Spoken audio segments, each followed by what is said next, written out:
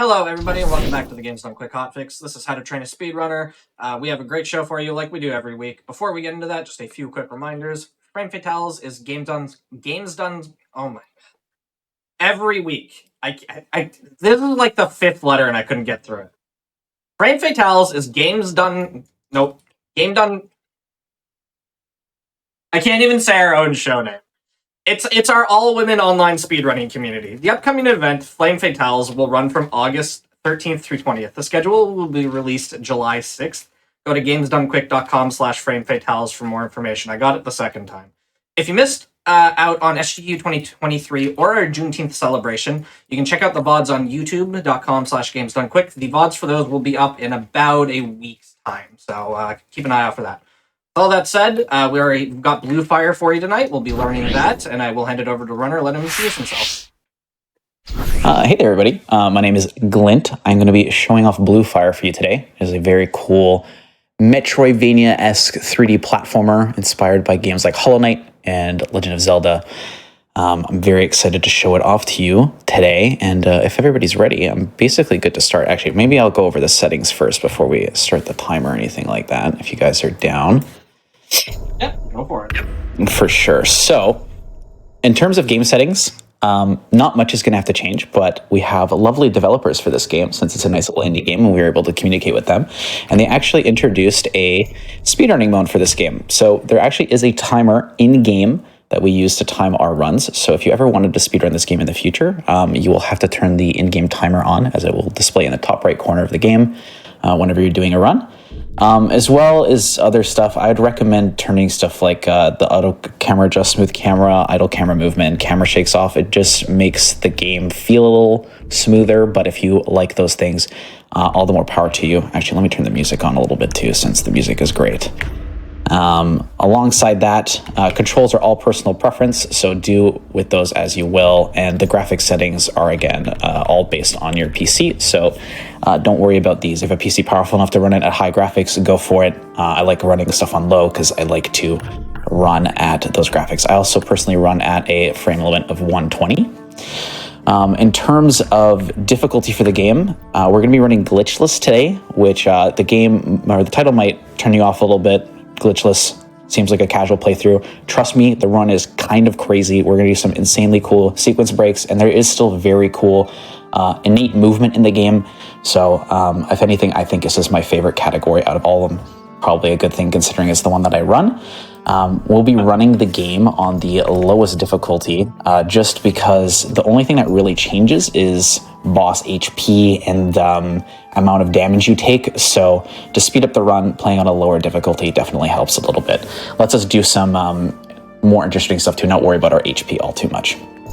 So we run on regular difficulty, and I guess that was go. So start the timer if you would like. As you can see, the in-game timer actually pauses during cutscenes. There's actually going to be some interesting cases where we can actually save time in a funny way because of that.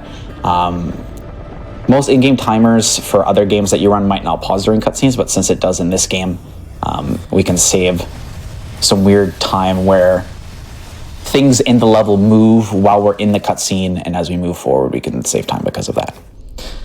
So this first cutscene in the game is unskippable. And you might see me skip some cutscenes in this game that you aren't able to skip if it's your first playthrough. That's because the developers put in place a kind of block where you aren't able to skip most cutscenes in the game until you've beaten the game at least one time. So if you're going to want to speedrun this game and save your sanity, because there is quite a few cutscenes in this game, just beat the game one time, and then once it does, I think it unlocks something in your save file, which allows you to skip stuff. So the run starts as soon as we leave this tube. The in-game timer will start. So we break out of the tube by attacking it, and we enter the world of Penumbra. This is Umbra, our main protagonist. And right off the bat, we have quite a few cool abilities. We start off with a dash and just a single jump as of now. The dash is really cool in this game. It might feel a bit off to some players. I'll turn on an input display just to show you off the bat here. Dash, for reference, is on my right click. I just find it the most comfortable, but it won't be there by default. But if I just tap the dash key, you'll notice that I move a very small distance. So in this game, you're going to want to hold your dash key for the entirety of your dash to make sure you're getting full distance. This is very important in most of the run. But other than that, the main form of movement will be dashing around, and a thing will be called tap dashing, which is where I jump, and as soon as I become airborne, I dash, because as soon as I land, the lag at the end of the dash gets canceled, allowing us to dash again sooner. If we were just to dash on the ground the whole time, one, the terrain can become finicky because the terrain is very accurate in this game. So by just jumping and dashing, we save a lot of that hassle throughout most of the run. Another small thing you'll see me do occasionally is anytime I'm going down, I'm going to attack as well, which will cancel the horizontal lock my character is in, Umbra's in, when I do this. So anytime I'm going down like a shallow stairs like this, you'll see me dash and attack at the same time. All right, those are the very much basics. Right now, we're gonna go get the first ability we unlock in the game. The first thing that, like, speedrunning wise, you'll notice me do to save a little bit of time is that I hop over doors. All the doors open from the top down in this game. So we can't necessarily sneak under them, but we can try to sneak over them as soon as we can. So if you notice, this door is going to open from the top. I'm going to try and jump and dash over the door as soon as it opens. And this is going to be our first combat arena. Right before it starts, the combat in this game is very basic. You kind of have like a 3-hit combo on the ground, where you can attack 3 times, and the third one is a slash. And the other one is you just like have like air attacks in the air. If you ever hit an enemy, you'll kind of like pogo off of them and stay in the air. And you can also lock onto targets like this. So I can stay in the air like this and just do like a 3-hit combo. Most of the combat in this game when it comes to general small enemies is going to be us trying to clump them together to try to kill them all at once to save as much time as possible. So as I enter this arena, I'm going to try to jump and attack the bigger enemy and have the other 2 small enemies attack me, which brings them close to the big enemy, and then try to kill them all at once after that.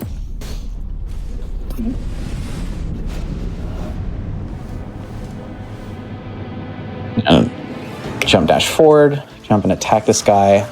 Other 2 ones come and attack, and I can kill all 3 of them at once. Wow, how cool is that? And we unlock 2 of our first abilities. We unlock the shield. It doesn't know what button it is because it's my mouse button, which is a little bit strange for this game. But we get a shield. We don't use it too much in the run, but there is a parry mechanic, which I'll explain a little bit later. And there is also an old key that we're going to use to open a door that we ran past. This is going to be the first instance of save and quit. This game has a couple times, especially later on in the game, where we're going to be warping a lot, and save and quitting will save quite a bit of time in that section. So from here, we just go into our press menu, save, and quit. And then we can just quickly re-enter the save, and we'll be put back where we were. Oh my God, so much information right at the start. It's crazy. Hope everybody's taking notes. Yeah. I want at least a 12-page dissertation on my presentation after the show, so please be ready for that. As you see, we spawned back in the tube, and this is the locked door that we could open earlier.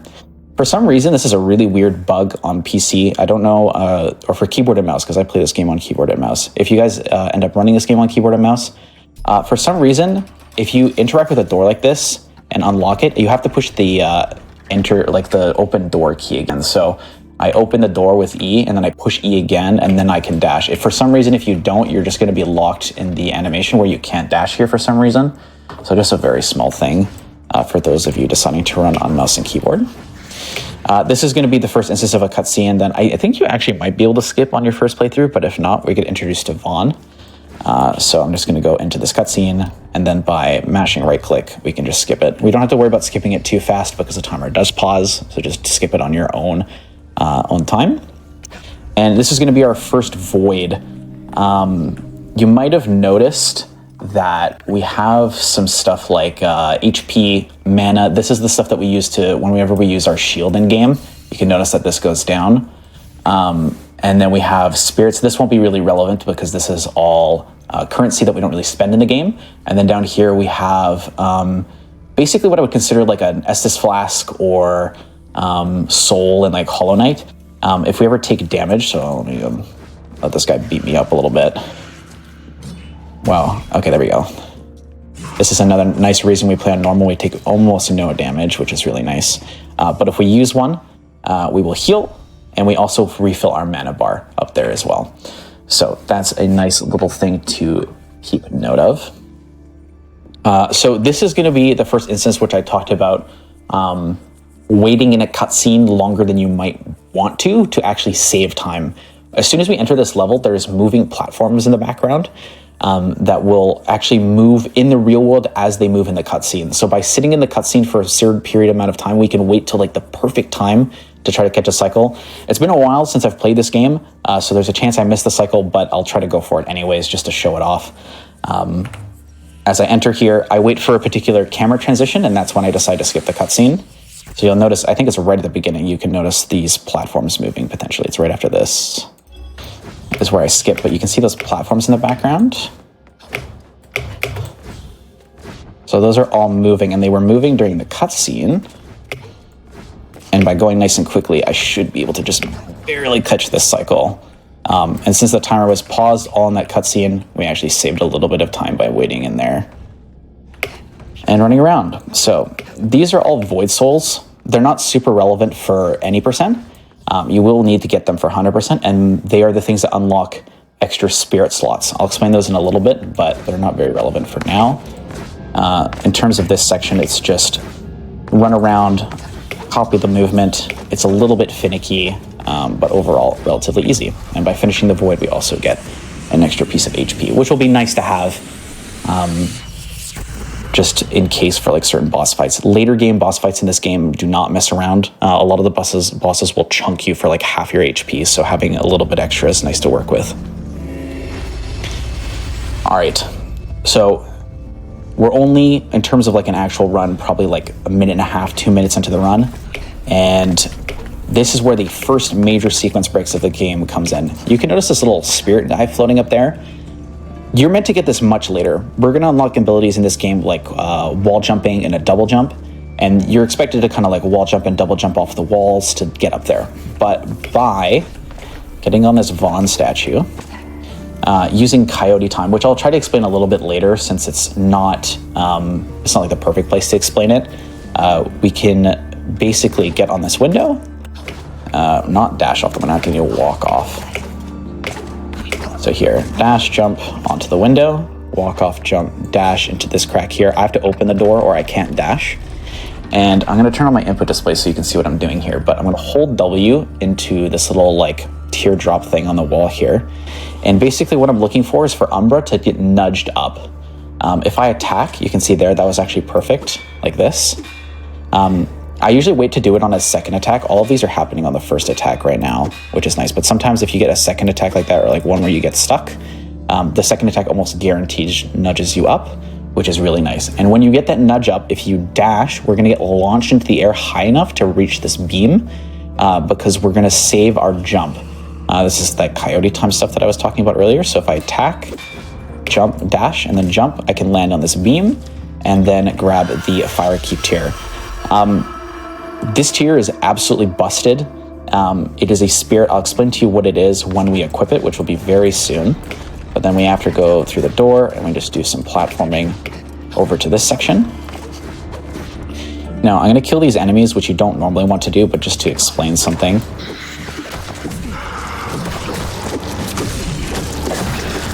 Just click the mouse one button a ton of times. Okay, and I already have my input display on, which is good.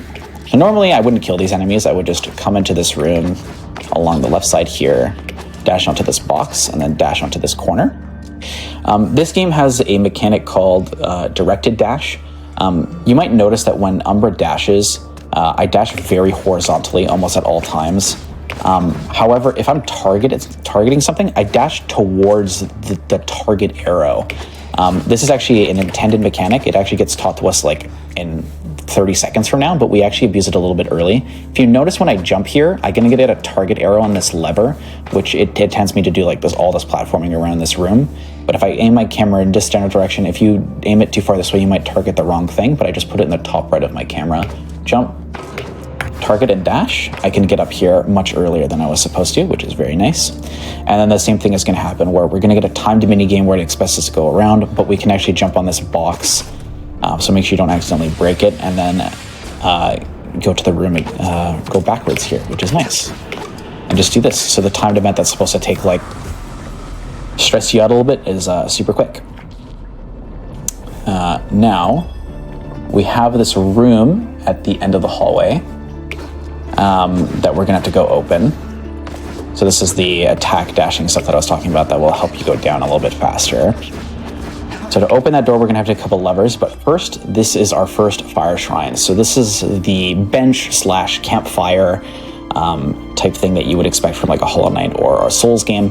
When we interact here, this is gonna be one of our waypoints. It also saves the game, and it also allows us to equip spirits. So the spirit that I mentioned earlier is the Fire Keep tier, and as you see at the bottom, it allows for a double dash. We got a double dash 3 minutes into the run. That's gonna make the run a little busted.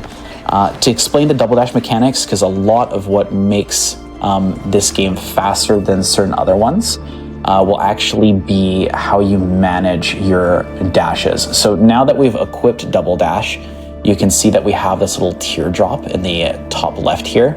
Anytime I use my dash, my double dash, that tier is going to go away and it's going to fill up. So a lot of what going fast in this game is managing your double dash timing, and just making sure that you're using it when you can, and you're also using it in places that it can refresh as fast as possible, so you're not holding on to your double dash for too long.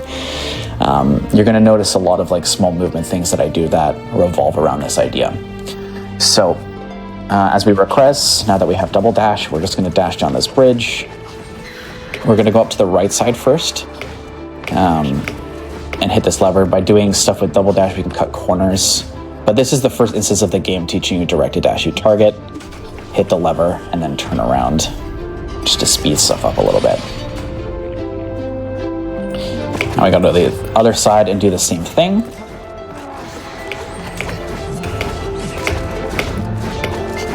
Go over here and hit this one, and it will open the door. And we will progress forward. Let's go. We're going out of Fire Keep, out of the early parts of the game. Open the door again, a perfect instance of trying to get over a door as fast as you can. This is a perfect example. I know this cutscene is definitely not skippable unless you've beaten the game once, and it is like 3 minutes long, so being able to skip that is fantastic. Our main quest got updated now. We need to go find the Force Shrine and save, I believe, Nuos from it, or one of the gods. I don't remember which one. But we need to get there first, and before that, we need to go through the arcane tunnels. So this is where I'm going to explain Coyote Time for those of you that might not know about it. The name Coyote Time might sound a little strange to those of you, but it comes from the hit cartoon, Roadrunner, where the coyote sometimes in that show would just run into midair and just kind of float there for a second. And a lot of game developers will add Coyote Time to their games to make platforming feel a little bit better, so that like if you're not standing on exactly the ledge and you jump, it still feels like your input didn't get eaten. Because sometimes if you're like a pixel off the edge and it looks like you should have gotten your jump, but you didn't, it can feel very frustrating. So developers will add Coyote Time to make it feel as if your jump didn't get eaten. This game, however, has a very interesting thing, which is infinite Coyote Time. So if I were to walk off an edge and fall all the way down here, I can still do my grounded jump as if I were on the ground. This is very helpful in certain platforming sections, particularly here, because we can do a nice little skip. Normally here, we'd have to talk to Orp, who's that character over there, and he would open the gate. However, if we abuse Coyote Time, we can fall off this platform, dash, and then jump. This one can be a bit finicky for some reason. I have no idea why. But if we fall off, dash, jump, we can sneak over the fence over here, which is nice. As I failed it, but there we go, like this. And there we go. Normally you would have to talk to him and he would have a bunch of dialogue that would cause this fence to open. But by using Coyote Time, we can skip over that nice and easy. Now we're just going to run past all these enemies and open this door. Again, sneak over it as we can and unlock this fire shrine, No spirits to equip here, but like I mentioned, these are going to be warp points later on in the run, and all the ones that we unlock are very important. In this chest, there is a new set of swords. All the swords in this game just have a cosmetic change and also do extra damage.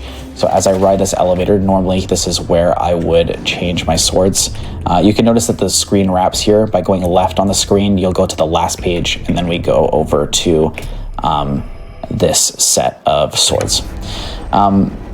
I guess it's important to mention this game that you can play it either on controller or on mouse and keyboard. There's no really inherent advantage, especially in glitchless, to either or. There are certain glitches that you can only perform on controller for no major glitches category. But again, this is glitchless, so it doesn't really matter which platform you play on. So this is going to be another instance of where Coyote Time will be useful. I'm going to dash jump to land on this part of the statue, which I'm just realizing, is this the queen? This is some lore stuff I've never realized before. I'm not too sure, actually. It kind of looks like the queen. But now that we got this spirit, this is tunnel. I think it was something rat. I'm saying tunnel rat because I've been playing way too much Deep Rock Galactic recently, and there's a beer called that in that game.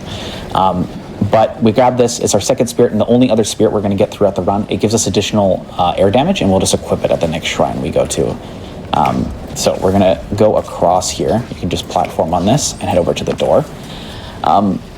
I'm going to show you what is maybe the most glitchy looking thing in this run now. However, it is one of my favorite mechanics in the whole run, and I think you will all very much like it. So I mentioned earlier the concept of direct dashing. So if I look at this sign, I can target it, and if I dash towards it, I dash towards where my target is. Now, there is a thing called a direct dash cancel. So if I dash towards this and then I cancel my target before I reach the actual point in the thing, I'm gonna end up dashing past it. So if I dash and then cancel, I just go flying into the air like that. It's not super relevant here. This is actually just for a very minor time save where I remember explaining that getting over doors faster is better. So for here, you would open the door, direct dash, and then sneak over the door by going to the top. But it's easier to explain here than the place I'm going to have to do it later, so I figured I'd explain the direct dash cancel there. It is an extremely cool mechanic. It takes a little bit of getting used to, but the important thing is to make sure that you dash first and then cancel, because if you cancel first, you're just going to dash in a straight line. But depending on how far the thing is, if the thing is very close like that sign, the timing is more restrictive. But if you're pretty far away from the thing you're dashing to, the timing window is pretty large, which is really nice. And it leads to a lot of very cool platforming. This section can be a little bit spooky, but make sure you're using your double dash cancel. So you can see I can land on that platform because I don't have my double dash across this gap, but I had it across the first gap. That's what I was talking about with managing your cooldowns. Don't get hit by those. If you do, it doesn't matter too much because your HP is nice and high. Nothing to worry about. And then there's this guy again. Orb's very cool. This elevator next to us is broken, but Orb's going to fix it for us. He wants to charge us for it, but we don't have the money for it because we haven't been farming. But he is very nice, and he's going to give us an IOU, which, this being a speedrun, we're never going to pay him back, but we don't have to think about that. So in this game as well, there is a bit of text mashing, but it's not too bad because there's 7,000 buttons you can press to mash. I'm mashing dash, jump. I can turn on the input display again too. So dash, jump, I believe E as well, and then I think Q doesn't advance. There's a lot of buttons. So there's 3 buttons I can mash to advance text, which is nice. It's relevant to know that dashing will, or I guess attack as well too, but dashing will count as the no option and attack will count as the yes option. So just know that if you are trying to mash text and you accidentally say no or yes, that's usually wise because you're dashing one key other than the other. But the elevator's fixed. We can progress a little bit now.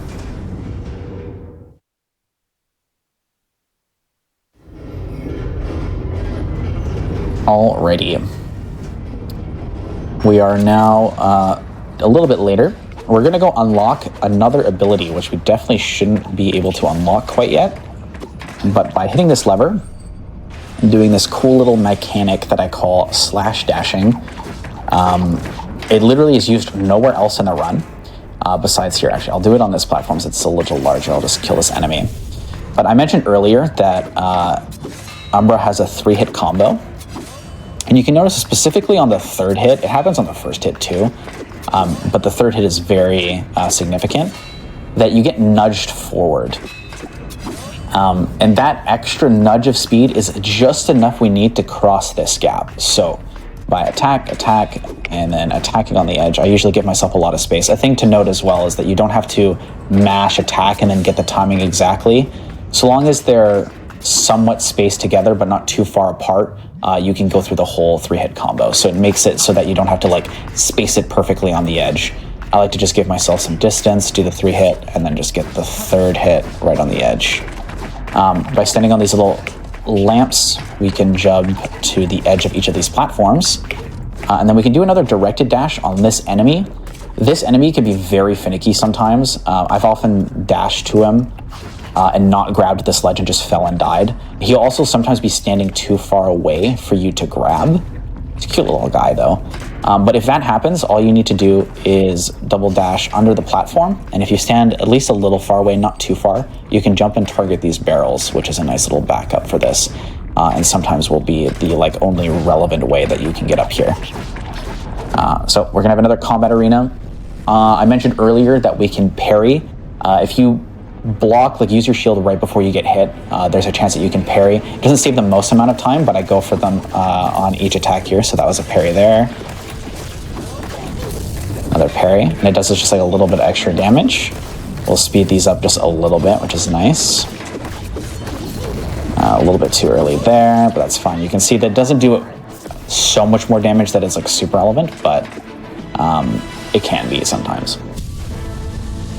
And now we're going to unlock another ability we definitely shouldn't have yet, which is going to be the Whirlwind Hook. Whirlwind Hook is very cool. I'm very glad we actually get this in the run. There was almost a point where we didn't get it because it was a little bit slow to come over in here and grab it, but overall it saved so much time in the run that it was still worth the grab. So the Whirlwind Hook is a spin attack. To charge the spin attack, because we have to do specifically a grounded attack. We're gonna basically attack and then hold the attack button. You'll see Umbra kind of like shine up and glow with particles, and then eventually they'll actually turn blue, and the charge attack will be full. There's also a little sound effect that you will hear as well.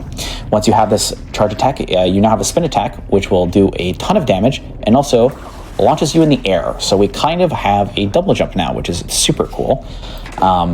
So again, you just have to make sure that you're on the ground when you do the grounded attack, but you can also just do whatever you would like after. So I'll keep my input display up for this like sequence of movement, but normally I would attack here, and you can see that I'm still charging because I've held mouse 1 the whole time.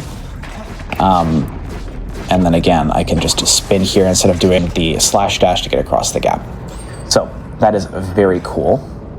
And now that we're at a ladder as well, I can quickly explain the fast ladder climb. Normally when you climb a ladder, this kind of just like this jump sequence.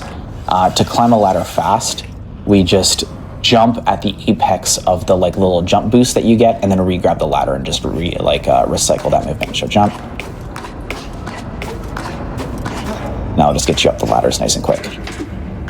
I can also mention that you are able to charge the spin attack while climbing ladders like this. You can charge spin attack doing a lot of things, and this is super relevant actually, because this is going to be a nice way that we sneak over doors and do other platforming later. Now we're going to do a bit of a sequence break by dashing over to this.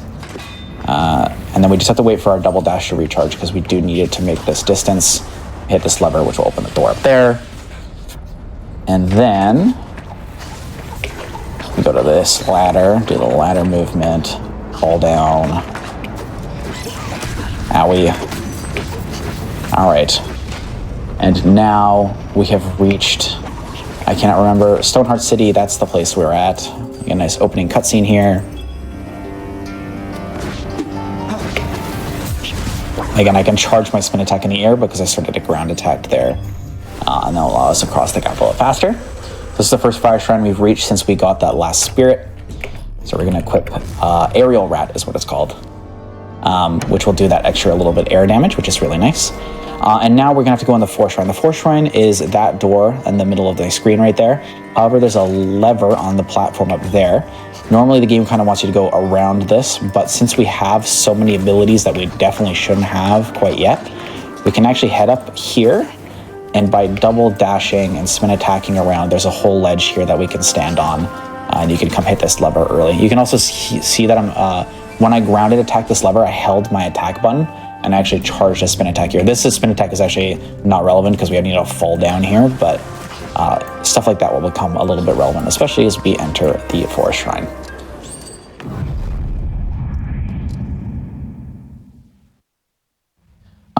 So you might have heard me mention that this game is kind of Hollow Knight / Zelda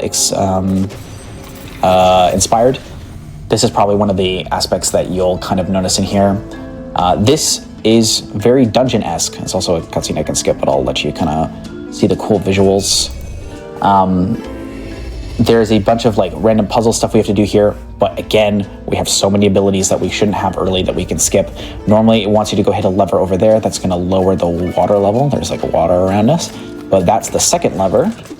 And by having double dash, we can just cross the gap super easily and interact with this and lower the water all the way to the bottom. That's super nice. By the walls in this area, you might notice that we're going to get a particular ability that some of you might be excited for. We're going to grab an old key from this chest. You saw that I actually charged a spin attack there. I'll explain it again here in a second. But opening this door is going to be another perfect example of wanting to charge a spin attack. So I'm going to start my spin attack charge here. And then I'm going to open the door. I'm still charging it throughout this section here, and this also allows me to just sneak over the door just ever so slightly and save that tiny bit of time. There's a couple combat arenas here where we're going to kill a bunch of enemies. There's going to be a couple back-to-back, so I will just let them play out. And if you have any questions, or if chat has any questions, you can feel free to convey them to me as I go beat up some enemies. I've been keeping an eye on chat, and looks like, so at least from my perspective, you've been explaining everything very well. Chat hasn't asked any questions yet, so I think you've been explaining it well enough for them. But if anybody does have any questions, feel free to ask at any point. I'm here reading chat.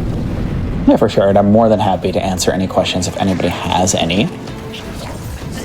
So here again is a section where I try to clump up the enemies, and by using a spin attack, which does a lot of damage, I can damage most of them down very well. This is another instance of where I'm going to charge my spin attack when I open the chest here. So attack and then open the chest. By holding attack throughout that, I've charged a spin attack, and then I can just sneak over the door by having that. Here again, I want to make sure I do a grounded attack, then open the door, because you normally wouldn't have enough time to charge one to save the ideal amount of time here. All right, we get one of my favorite items in the game, the newest claws. We now have the ability to wall run and do wall jumps. These are very cool. There's a bunch of like random instances where this is gonna save some time, especially since we can kind of bounce off walls and save some time that way. I didn't charge a spin attack there, so that's why I didn't sneak over that wall as fast as I'd like to. But now we can just go over towards the end. We do need the wall run for the restaurant, even if we could have come down here and used our double dash for... No, I fell in the water. And not used... I'm getting owned by this one guy here. There we go. We didn't need them to complete the rest of the dungeon. We're going to need them for the rest of the game. So, we're going to get up here. And this is going to be the next instance of the directed dash. So this is another timed event, but you see this enemy right over here. This one right here. We're going to be heading over to this enemy as soon as we hit this lever, and we're going to direct dash cancel off of them. So I'm going to target them, I'm going to dash towards them, then cancel, and then I'm going to be able to like wall run on this like wall behind them, this little wall over here. So I'm going to hit this lever. I'm going to make my way over there. I'm also going to charge a spin attack on the way. Stand on this, target them, dash cancel, spin just to land on the wall, and then land and go in here. And that's the end of the timed event. This guy's angry at me. Here you can do a sequence of jumps and dashes to land over here. I'm also going to charge a spin here, which is perfect because I need it to, don't need it to get across this gap, but it also makes this gap way more consistent. And we're going to go grab the holy key from here, which is what's going to let us get, or an old key, which is going to let us get the old key. I'm going to stay in here just to explain something really quickly. So again, I explained this a little bit earlier that you can kind of pogo off of enemies. This like third enemy in the distance over here, this guy, I'm gonna go pogo off of him just to save a little bit of time in this section.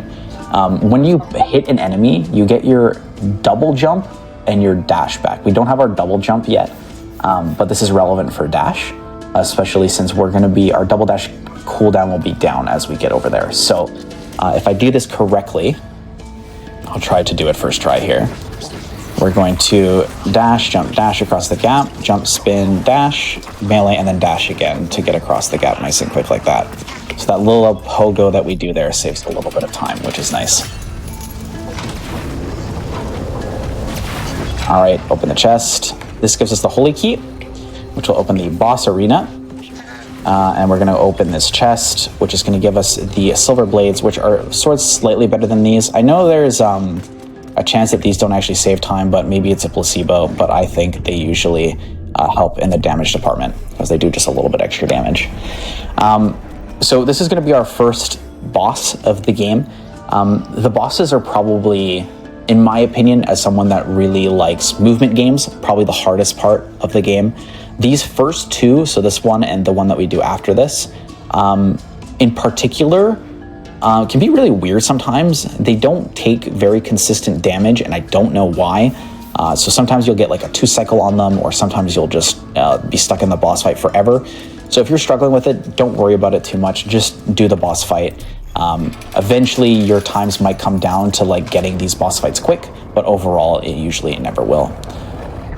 So this, yes. Somebody was asking, do you think keyboard and mouse has an advantage over controller, or is it mostly I think it's mostly just preference. Again, in the other categories, controller actually might have a benefit over mouse and keyboard because of certain tricks only being possible on controller. But I am an FPS gamer at heart, so if I ever need to control a camera and not on mouse and keyboard, my brain dies a little bit on the inside. Oh, nice, I got the 2-cycle, perfect. So yeah, that's basically the boss fight, by the way. You just run over to him, spin attack him, do a bunch of damage, do some melee attacks on top of him after, spin attack both the adds that he spawns, and then you'll be good to go. The boss fight overall is very simple to execute, it just sometimes doesn't work, and I have no idea why.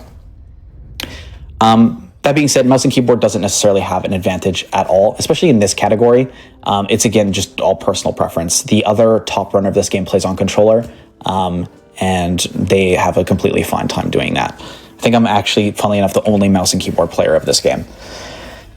So, we have this stuff all done, and this is going to be another instance of save and quit. So we're going to save, and then exit back to menu, and then reload our file. And this will put us back at the shrine, which will be a little bit closer to where we need to be. So going to the right here, right as we spawn, we're going to do some movement, which is pretty cool. We're going to have to get over to a door on the top right here. So the like kind of past these like 2 arch things over here, there's a door behind that. So the quickest way over there is to dash over here. Make sure that you've charged a spin attack on the way. You can land on this little ledge, jump around, spin attack, and jump onto this wall. Actually, let me get over here and I can kind of explain a small bit of tech. I think this is wall grabbable. It is. Okay, so small piece of tech that I just used that isn't super relevant everywhere, but it's nice, specifically there and some other places just to save yourself. If you're grabbing a wall and you attack, you'll actually get like a little wall jump directly towards the wall. You won't be able to re-grab the wall, but in an instance like that, I can probably show you since I will spawn up here if I fall. But an instance like here, you can ledge grab. So if I dash here, I mean, I can also just land up here, but you can ledge grab these. But that, for example, is exactly what you would use it for. So situations like that. We're going to talk to the barkeep here. they're going to give us the graveyard key, which will allow us to go into this arcane tunnels. I don't remember what this area is called. I don't think it's arcane tunnels. It's like abandoned path, actually, I think is what it's called. That sounds right. Yes, abandoned path. Nice. Okay. So this door is what we open with the graveyard key. No need to charge a spin attack here since there's a cutscene right after it. So you just want to sneak. I guess there is like 1 or 2 doors that open from the bottom. Here I am proving myself wrong. So this is the abandoned path. Very pretty area. We're going to start off this by just doing some platforming. Again, this is all double dash cooldown management. So you want to make sure that you are using your cooldowns appropriately. Here's a nice little tidbit. If you want to have a nice jump over the door here, I'd recommend opening the door from like the right side so you're standing right in front of this wall. Because when you do, you can, at the end of this cutscene, you can just jump into the wall and get a nice wall jump, spin attack over the door, which is nice. All right, we're going to get one of my favorite direct dash cancels in the run right at the start of this temple as well, which is cool. So I'm going to go over here. I'm going to go grab this key, dash over here, target this enemy, direct dash cancel off of them, and dash up here. If you ever don't want to do this, you can just do it the casual way. I'm sure if you end up playing this game casually, which you should because the game is fantastic. Why can't I leave? There we go. Pushing the wrong buttons. I've been playing too many games recently. This is also very Wind Waker if you guys have played that game before. We're going to push the buttons. So you can, I can actually quickly show you. So you can either wall jump between those sections, or once you've opened this chest, you can just hop on here.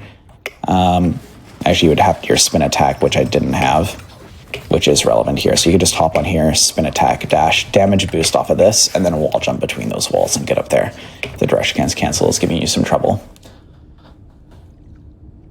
All right, we got some more lore cutscene, which we can thankfully skip, thanks to the help of the developers. Thank you again, developers. We appreciate you and all that you do.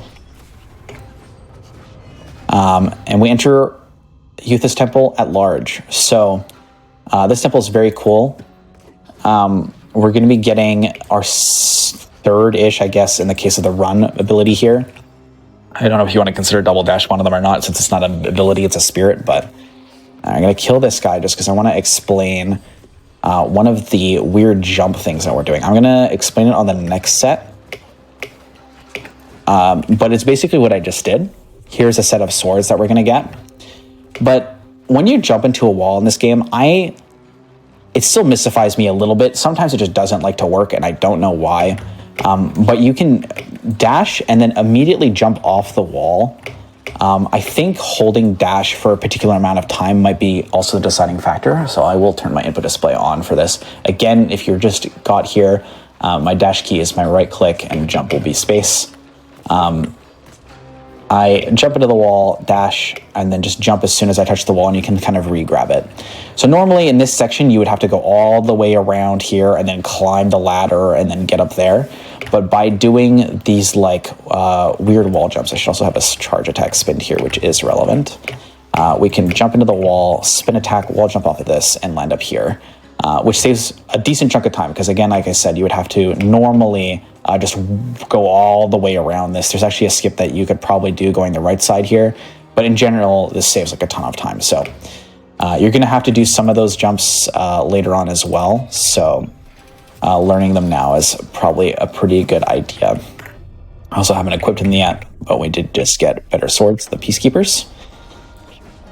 And we have another Comet Arena. For this Comet Arena, I like to dash back and right off the start and target this enemy, kill this one, target this one, kill this one. And then I like to do aerial attacks on these because they can hit you very easily. And the aerial attacks will always take 2, and it will almost, well, you won't get hit as easily by being in the air attacking those enemies. So again, we go this way.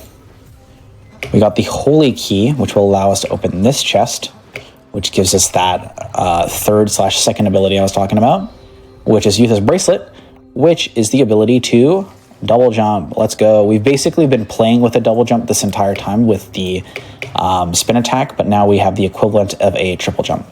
So this again is a section where those like wall jump things become relevant. We can wall jump into this wall here and get up on top of this. Get up on top of this, and then we can do a direct dash to get up here. Now, I haven't really explained this yet either, so let me go kill these enemies. So they don't bother me. Especially since we have double jump dash now. You might kind of comprehend the fact that I was explaining earlier that when you dash as Umbra, you only dash vertical. However, if you dash and push jump at the same time, you kind of do like a rising dash. This can be relevant to go upstairs, because you go upstairs like that. But as soon as you're on a stair like this, you're just going to bonk into them. So by jumping and then immediately double jumping, so jump, and then on your second double jump, you're also going to dash. You're going to go jump, jump, jump, jump, and you'll kind of glide upstairs like that. It looks really cool because you do like a front flip up the stairs as well. So again, you're at the stairs, jump, jump, or jump, jump, dash. You'll kind of glide up the stairs like that, which is super sick. So that's a nice little bit of time save. We open this, which is the other holy key. And then we're going to head down here. Again, since we have double dash, which we definitely shouldn't have right now, it eases this temple up a lot. We can wall right here and using coyote time and spin attack, get up on this ledge. Open this for the old key. And head on here, and then the holy key that we got earlier is for this door. So I mentioned that these first two bosses are pretty, I don't want to say random, because I don't think they are random, but it's just like, I don't understand how they work. And it can be a bit infuriating at times, but you basically just want to do as I do, and hopefully it goes well. Off the bat, the first attack is always the same. He's just going to jump out of the ground and do this jump attack at you. Jump over this. Normally what I do here is I just shield underneath him, and then as he lands, I hit him. So normally here, sometimes you can actually just chunk him into his second phase off the bat. And I don't know why that works sometimes and sometimes doesn't. But that's a perfect example of like, I don't know why. So this is exactly what I was talking about, where I chunked them to the, you can get them to that HP from the beginning. Here, you don't want to do any spin attacks because these enemies are too short. And again, is another instance of where I like to do aerial attacks so I don't get hit like that. But sometimes that won't work, and that is okay. So go over here. And again, sometimes you can finish them in that phase, but they're being a bit picky today. You can imagine that this could be a bit of a problem speedrunning-wise because you're adding so many phases to a fight that could have been so much faster. The fight necessarily isn't hard, but it just can lose you a lot of time if you're not going, if you're not getting these ideal cycles, which is a bit unfortunate. But if there's any glitch hunters out there or people that like looking into game code, feel free to look into that and tell me why it works sometimes and doesn't work other times. All right, so we got the Temple of God's Key now by beating this dungeon. We're not going to save and quit this time like we did in the other dungeon, though, because by not doing it, we actually end up a little bit closer to where we need to be. So we're going to leave Youth's Temple, and we're going to go basically straight across. There's going to be a door right in front of us that will lead into, what is it called again? I have it written in my notes. Temple Gardens. That's a magic card. I love Magic the Gathering. But yeah, so we go across the gap here into Temple Gardens. We're gonna have to do some more of that wall jump stuff to go around. Again, if you're ever struggling with this, usually there is a route that you can do that won't have you do them. And we can also get over doors a lot faster now with this double jump spin attack stuff, which is very cool. This is the Temple Gardens. By using this sidewall here, we can get on top of this door, and then from here, we can get up here, which is nice. And we're gonna go open this door. This is another perfect instance of wanting to charge our attack before we open this door here. So charge attack, open the door, because this door is very tall, but having the charge attack and the double jump, and not jumping early like I did, you can actually sneak over the door. Alrighty. Now we go talk to Vaughn, which was the character we had the cutscene with earlier. That's Vaughn over there. I think we can skip this cutscene again, so you won't really see too much Vaughn dialogue, but he gives us the Sanctuary Stone. So this will give us the ability to fast travel between those shrines that we've been unlocking this whole time, which will be very relevant for later on in the game, as now the objective of the game, now that we've beaten those first two bosses, and those first two bosses will give us a bunch of lore about how the game works, is to go defeat the 3 Shadow Lords. And the 3 Shadow Lords all have a prerequisite that we need to finish before we can fight them. For Bira, the Ice Queen, we need to go defeat, or we need to go refill 3 soul vessels. For Sauron or Siron, I don't remember their name exactly, we need to go open the waterways, which by like lighting flames, which have secret passages in the world, we need to go find all 4 of those. And then for Sirion, we need to go beat the like fire temple. So doing all of that and running around is basically kind of what we're doing now. So we're going to leave this area and we're going to go back to Abandoned Path through a different entrance/exit that we came through earlier. I'll actually let this like cutscene play so you can kind of understand what happens and why we didn't use this path earlier. But a door on the right-hand side is going to open. I think it actually shows in this cutscene perfectly. Open the door. Nice. So this is just another passage to Abandoned Path. So this door will open, and that is where we need to head over there. It also opens a door down below us, not directly below us, but like below and across over there, which is the path to the like Firefall River area. All right, so this is probably the hardest section movement-wise in the run. There is a lot of different ways to climb this parkour tower, because we got to get all the way to the top of this thing. The way that I'm going to do it is the way that has direct dash cancels. However, there's a lot of ways that you can get up here. Feel free to experiment with whatever you would like, but basically every other way kind of uses the wall jump tech that I was explaining earlier to get up the walls a little bit faster and then get to the higher areas, which you kind of aren't supposed to get to, but with spin attack and your double jump, you can usually get to them. So the one thing that is relevant, though, is that everyone is going to have to go to at least this pillar. So by doing some wall jumps and landing on that ledge and then dashing over here, you can pick up this rose. This rose is a side quest objective, which is relevant because it's going to allow us to get the best swords, not in the game, but that we can get quickly in the game. So getting this rose is very, very important for the run. So we'll head over here. I'm going to direct dash cancel off of this guy.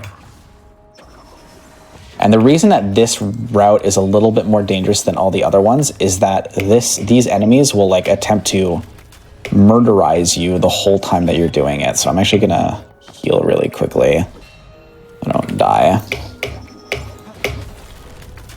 I'm getting like the worst pattern in existence right now. There we go. And then I can direct dash cancel off of this guy. I'm also just going to hide. I'm going to play it safe, I say, as I fall. I need to hit this lever, which you will have to hit as well. So just make sure you plan this into your route if you do something different, because that opens the door over there. And then we can do a direct dash cancel off of this guy as well to get up here. In motion, that is much smoother than what I just did there, but I just make sure to take my time to not fall all the way down or die something, because that is relevant. So this is the Vessel of Souls that I was talking about for the ice boss. There's going to be these little orb things in a couple different sections of the world. You might have spotted one a little bit earlier because we ran past it, but by activating this, it kind of makes like a overworld little collection mini game. We're going to run around and have to collect all these soul essence. Nothing extremely relevant for this. It's just a bunch of the tech that I explained earlier in combination with each other. And then it has a specific route. This jump in particular can be a bit hard since it requires one of these wall jumps. And if you don't get one, it can be a bit finicky, like you can see there. So the safest way to go about it is to go to the platform right in front of us here, because you can get a ledge grab. But if you're trying to go fast, you can actually, if you get a decent one, which I actually haven't gone yet, there we go. You can just dash over here and grab this ledge, because this is where we're ending up going. And then it's just a lot of tap dashing all over the place. Grab this one. Head over here, grab this one. And then remember how we opened this gate earlier? We're actually going to be in the middle of this, unlocking this shrine as a warp location for later. We're going to do the same direct dash cancel that we did earlier off of this enemy. Pick it up here. You can do something else to make it a little bit easier. Okay, we're fine. By like hugging this edge of the platform and then dashing over there and then coming around, but it's just a little bit slower. The direct dash cancels are honestly not that bad. The only thing that makes those ones in particular scary is the fact that the enemy will kind of beat you up. This is the wrong side. I need to go over here. I always confuse myself on the way down here. Head over here. Do some off the wall. I had my double jump and I forgot about it. Off rock here. The rock there can be a bit slippery, so just make sure you know where you're landing and you should be fine. Again, here I'm doing a lot of very specific movement to conserve my cooldown for the most ideal point so that I have my double dash when I need it. And we grab the last one and then we get warped back up to the top. Perfect, look at that. So now we have 1 of 4 of those done. Once you're done this, I think you'll always be facing this direction and you just go right. I like to use my double dash early so that it's coming off of cooldown as I'm falling. And you can cancel fall damage just by dashing, like before you touch the ground. And then we're gonna go down this elevator. And this will be the first one of the waterways that we collect as well. You'll notice that I can go stand on this little platform and activate it. So I'm just gonna do neutral dashes out of this elevator because I don't have camera control yet, which is nice. Activate this, which then lights one of these flames. And again, there is 4 of these as well.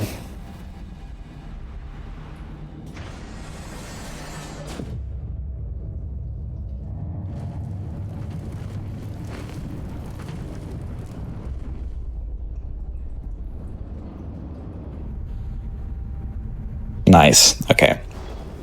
That cutscene is a little bit long before you can skip. I could have skipped it a little bit earlier than I did, but that is fine. It doesn't lose you time because of the way that timer pauses, which is nice.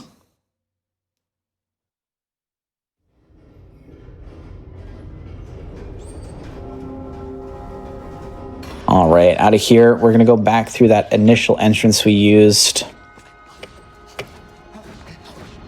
over here, which will put us back into Temple Gardens. We're gonna do the spirit vessel in this location as well. We couldn't have done it earlier because we didn't actually have the key item that we get from Vaughn at the top of that tower. So now we can do this one, which is the one that you might have seen earlier. I'll actually use this opportunity to drink some water. Make sure to stay hydrated, everybody. Staying hydrated is an incredibly important part of speedrunning and any other part. Absolutely. All right. So again, this one is just kind of follow me as I go type thing. It all has like the same movement that we've been doing out throughout the run. There's a lot of explanation at the start because there's a lot to go over, but then the rest of the run is kind of just applying those tools that I explained earlier throughout the run as you kind of move around. Now that we have the double jump as well, we can use that to save a little bit of time as we're going over doors. Also, I'm going to do this for demonstration purposes, but normally we don't grab this this fire shrine. But if you ever find yourself dying on like one of the bosses, especially the queen at the end of the run, grabbing this can be a nice fail safe, especially since it takes like 2 seconds to grab. Nice little backup.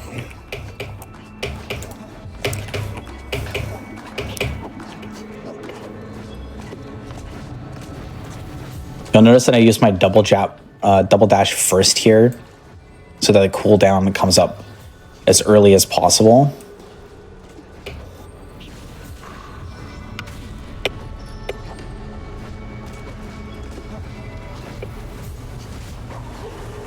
Grab this one, and then we have to go to the middle. I will note if you ever fall down here, you can do like the wall jump stuff to get up here, which is nice. There's always like a bunch of like random little backups like this that you can do. So stuff like that is good to know, there's lots of ways to save problems that you might have in this game, which is nice. Yeah, for sure. Having like lots of backups just to fix any mistakes is also always really awesome. Yeah, exactly. Now, this game gives you a lot of movement tools, which also, as a result, gives you a lot of ways to back things up, which is super nice. Actually, during one of my practiced runs yesterday, I fell down here, which never happened before, because normally what you're supposed to do is dash over here and land on this platform, and I fell, which was not good, because that's super high, and the only way to get up there again is this. But I found out that you can stand on this doorway up here, and then you can stand on this, and then from here you can spin and get back up on here. So again, lots of backups basically everywhere. If you ever find yourself stuck, there probably is a backup. I've also missed one. I don't even know which one I missed. This is strange. All right. Oh, it's just the one randomly on the bridge over here. How did I miss this one? Oh, it's because I ran past it when I went to get the spirit thing, and I confused myself. You have to grab this one too. Normally you would grab that one on your way over towards the gate. I just completely forgot about it because I wanted to demonstrate the fact that you could grab that shrine. Okay, so now when you spawn in, you're going to want to go backwards. I like to go over this railing and then just dash underneath, and then we have to go down this elevator over here. This is, again, another instance where, not this cutscene, but the cutscene that happens right as I go down this elevator. We can do the weird timer manipulator thing that we did at the start, where the platforms are going to be moving in the cutscene, so skipping it at a certain time, which I think actually, funnily enough, is like right when the cutscene starts. I don't remember my timing for this one exactly. Will allow you to do the platforming in a more smooth manner. So as soon as this elevator comes down, because the platforms will already be moving, I neutral dash and I lock my camera so that the camera will be in the right position, hit this cutscene, skip. Okay, a little bit early, so you want to wait like half a second, because then you can land on this. Head over here.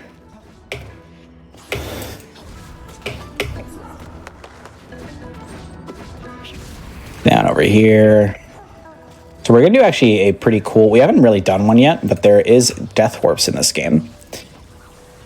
So we're going to... I'll kill the enemy too, so it doesn't quite distract us, but you can notice that this gateway in front of me is locked, and the lever to open it is underneath us. So if I fall down and kind of land on the lever, you actually don't want to spin attack here because you're not trying to go up. You're going to go down. I'm going to dash onto it, hit the lever, and then dash and then die. And then since my save spawn area is like set up here, I should spawn up here, which is nice. So this is the lever. Dash over, hit this lever. I actually don't know if it works if I landed. We're about to find out together here. I'm going to dash into this fire thing to die, and then I spawn up here. How neat is that? And I go over here and activate the other waterways. So a nice little death warp for you. That's sick. Yeah. We love a good death warp. So activate this. This will activate the second flame thing. Wonderful, look at that. Back over here.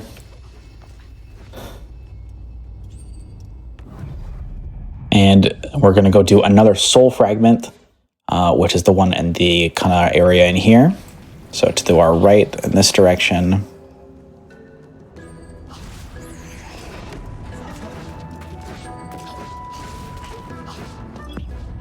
I really like, there's a side quest that we don't do in this game, but the little Enop that we ran past just now, that's what those little fellows are called.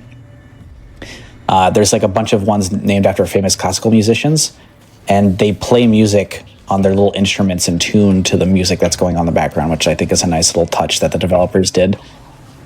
All right, so again, this one is kind of a see what I do and replicate type situation. The movement isn't super complicated. You're just trying to go from point A to point B as quickly as you can.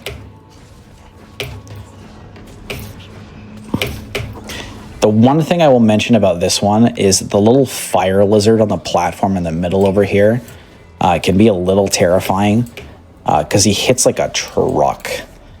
So just time yourself here so that whenever he throws the fireball at you, you're not nearby. I do a direct dash cancel here. You don't need to do this one, but I like that one because it's cool, and direct dash cancels are fun to do. I grab this one, and then the last one is over here. Why do I keep missing one every time? Which one did I miss this time? All right. Usually it's the one in the... Oh, it's literally the first one. How did I miss this one? Oh, it's because I was talking about the little Beethoven guy over there with his flute. I'm trying to remember if I have a... I guess he's playing his little flute. Do I have a...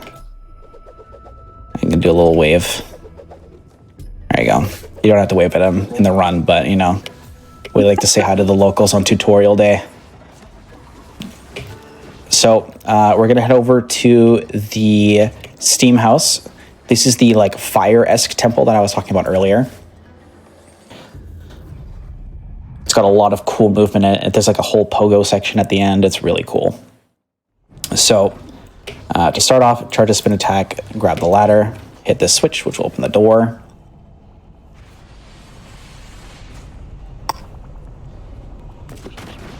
Charge another spin attack here as well.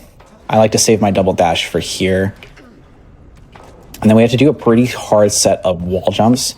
So you are gonna like have to learn how to do them for like skips like this. If you don't want to do the skip, you can just go do the normal platforming, but the skips definitely do save time. And the technique isn't the worst ever, so long as you get pretty practice at it. So this is the main hub of the Steam House. Basically, there's a bunch of boilers that we're gonna have to go open. We're gonna start off by talking to Mira, who's gonna give us a Steam key, Steam House key, Steam key, which will allow us to open some of the doors. We're also gonna grab this fire shrine because we're gonna do a save and quit a little bit later, so we need that. Head over here, and now this is the, in my opinion, hardest wall jump section in the run. So to put it in perspective, we literally need to start on top of this thing to get enough height. We're gonna try to land on top of this little window on the wall here. So by doing like a set of wall jumps off this wall, kind of like doing this, like using your resets, you can land on the very tippy top of this window over here, which is nice because it will save like a decent little chunk of time. So I jump over to the window, do my dashes, just barely make it on top of this window. If you have a hard time with this, you can take the platform, but as you can see, the platform is extremely slow. So getting good at this is nice. From here, we just want to go from window to window.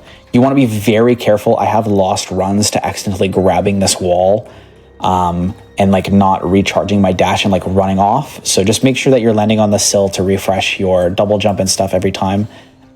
Very much will make this more consistent. And then using double jump and dash, you can land down here, which is where the platform would take you normally, but is so much faster to do that way. Here as well, as soon as the platform reaches its apex is when I like to go here, just do a set of wall jumps between these walls. Head over here. Ow. I still don't know a great way to get through those enemies, but I kind of do basically what I did each time there. Talk to Maya, who is Mira's sister, I believe, lore-wise, who's going to give us the Iron Justice swords. These are great swords for now. We almost like don't use them at all, actually, funnily enough. But they also happen to be Keyblade for all those Kingdom Heart gamers out there. We use them, and they kind of just, you slot them in the slot, and you give them a good turn, and they'll turn the boilers on. It's kind of our objective here. I don't know if I finished explaining it earlier. There's 3 boilers that we need to turn on. This being the first. The second one is in the room kind of next to us. It's actually very easy to get to compared to this one. It's going to be actually kind of laughable. We did all that platforming to get to this one, which we actually kind of needed to because we didn't have the swords before. But the next one is literally hidden behind a button. How crazy is that? Already got the second boiler. So in here, we have the second boiler. And after this, we have some of my favorite little bit of movement in the game. It's basically a bunch of pogos if the movement lines up right to get across the gap, because it's another section that has a bunch of very slow moving platforms. But if you can use your attacks well, so I like to charge a spin attack here nice and early, sneak past this guy, land on this platform, poke off this guy, poke off that guy, a little bit of wall run here, and then you get all the way over here, which is nice. Again, like I mentioned earlier, every time you pogo off an enemy, it resets your double jump and your normal grounded dash, which would only happen if you were to touch the ground normally. But every time you hit an enemy while airborne, it resets that. So this is the instance of the save and quit. We've finished the quest. Save, quit to menu, and reload the file. All we have to do once we load in is we're going to hold back, so in my case S, and then we're just going to dash backwards.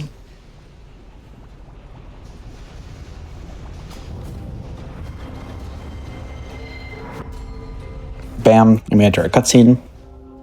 It's Mira going like, hey, thank you for doing everything. And we're like, no problem. All right.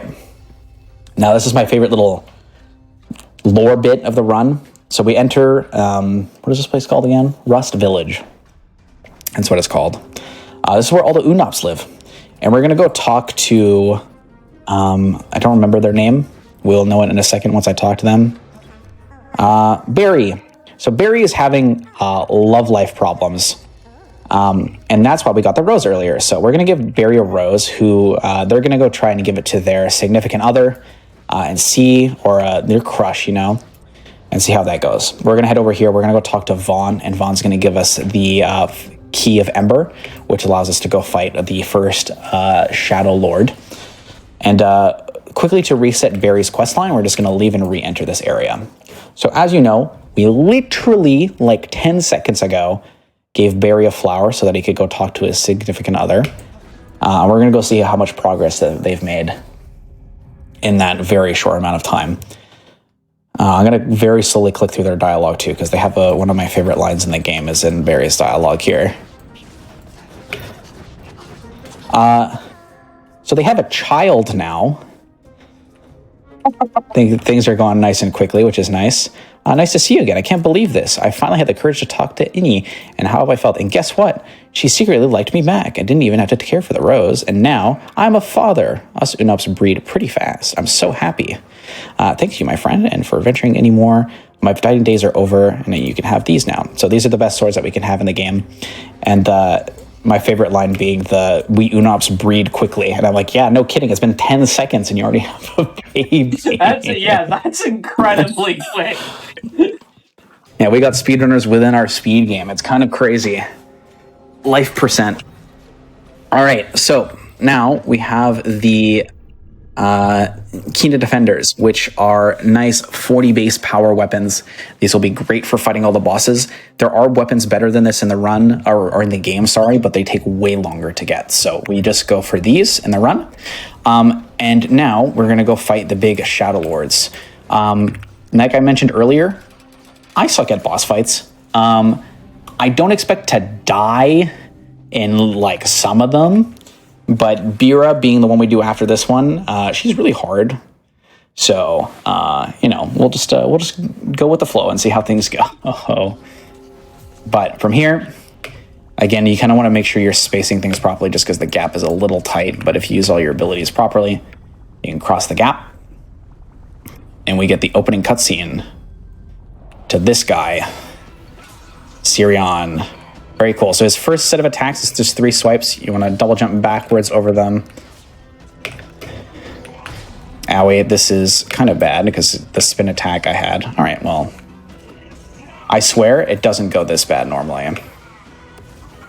I'll just get to show you the beginning part again.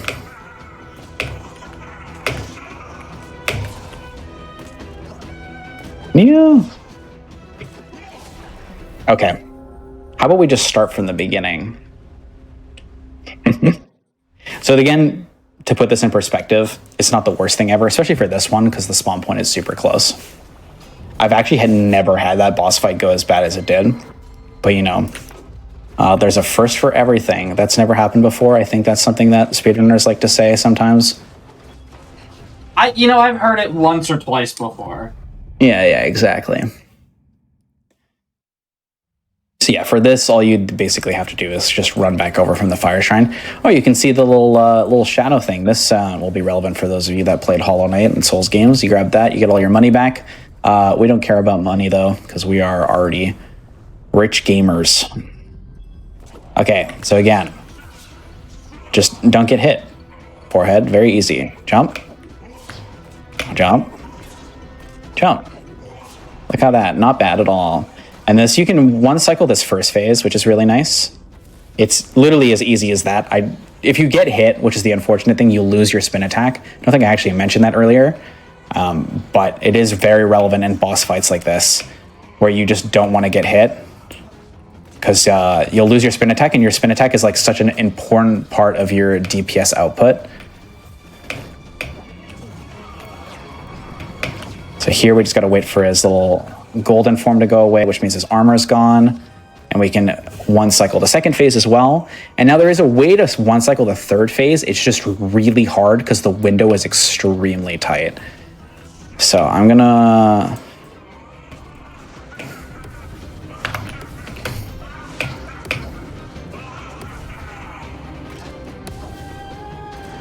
Yeah, I think that's...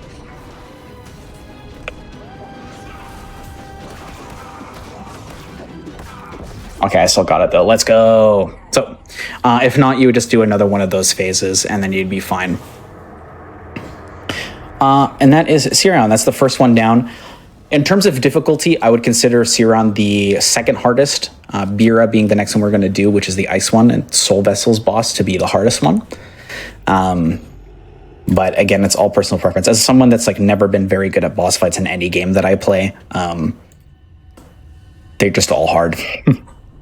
They're not the worst thing ever, but it can be infuriating, or it can be hard to do them fast sometimes, like getting that one cycle and stuff, because you're just trying to be as quick as you possibly can. So we're going to go back to the Hall of the Gods, I think is what this area is called. Temple of the Gods, close enough. And you can see there's like these 3 masks up on the wall. I think it's going to show them in a second here. Bang, there they are. And each of them will light up with each boss that we defeat. So we defeated Siron, so we get one of the masks done. And now we're going to do another save and quit, because we are a mile away from anywhere we want to be right now. Back into the game.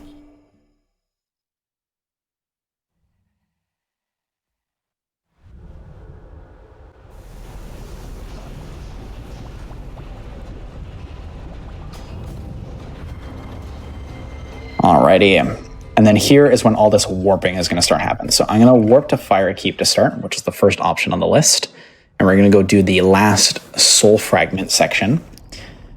So off the bat here, I'm just going to start moving backwards and dash. Just do a camera lock to change my camera.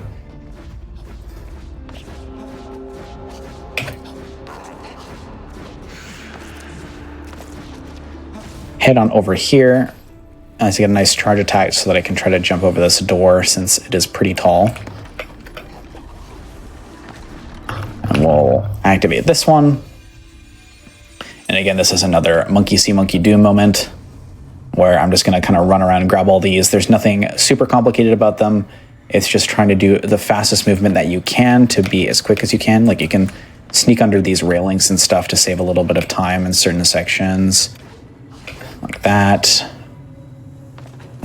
Grab this one. I'll see if I actually won't miss one, because I think literally nearly every one so far, except for the first one, I've randomly missed one somewhere. So, yeah, there's 2 in this room. You can just double jump off of these. Don't waste your spin. Save your spin for this door. And start charging one as soon as you can so that it's charged and ready to go for when you're going back through it. Again, you can just double jump over this one. This one here, and one further in the room.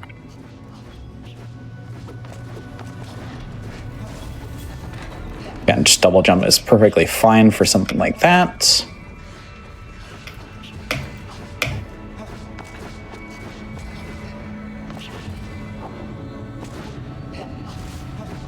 Over here, I should have my spin charge because I could be doing the attacks to go down faster, and then this will be the last one over here.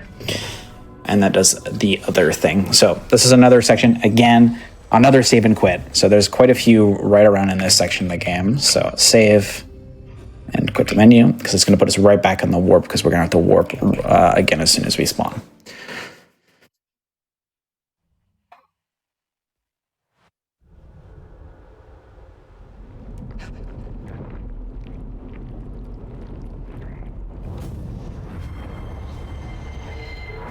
All right, and for all the warps, you might notice that as soon as I load in, I don't get like the prompt to activate it. You have to walk off and then walk back on for the prompt to come up, just as a small note. But from here, we got to go back to abandoned path.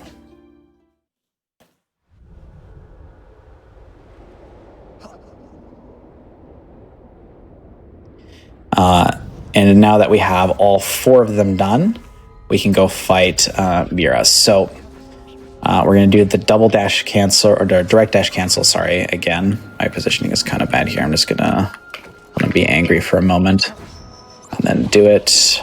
There we go. Again, those ones are only scary because that one particular enemy is very likely to hit you if you're not quick or you're already ready. So like charging the dash and then trying to move around all the time can be a bit complicated.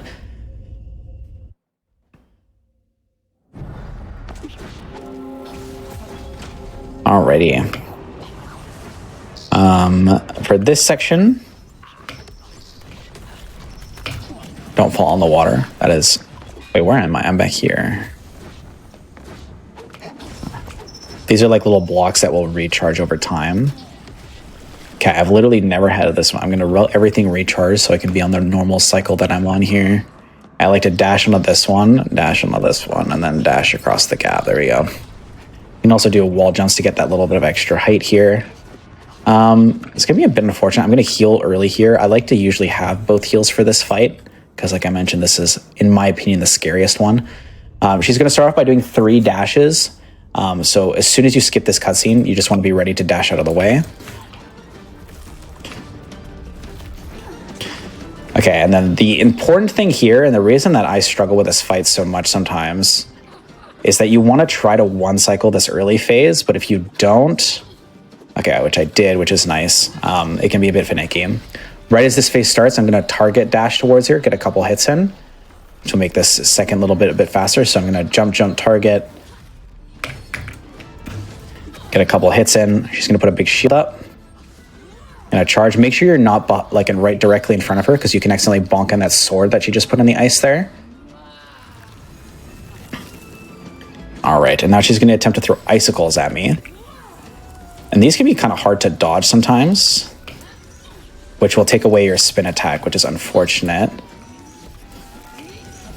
And then you're going to want to get towards the center here. She puts an ice ring on the outside. And like I said, the reason I don't like this boss is that she will literally one-shot you, almost. I'm surprised that she actually did one-shot me, because... Oh, no, I think that makes sense, because I did take a little bit of damage from the things, because her dash attack does 2.5 hearts, and you only have 5 in this section.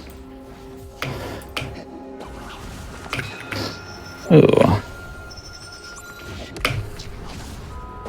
Yeah, this is going interesting. There we go. Like I said, the platforming there can be a little bit awkward if you're not ready. If you lose your spin attack, it can be a bit strange.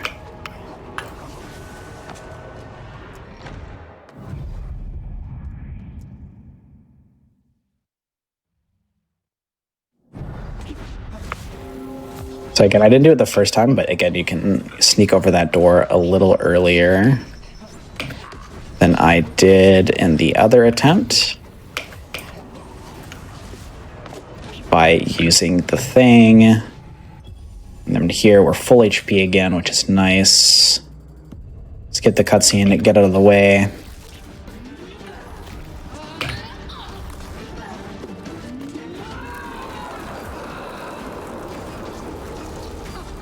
See, I don't have my spin here, so I don't think I'll be able to one-cycle this phase, which is unfortunate.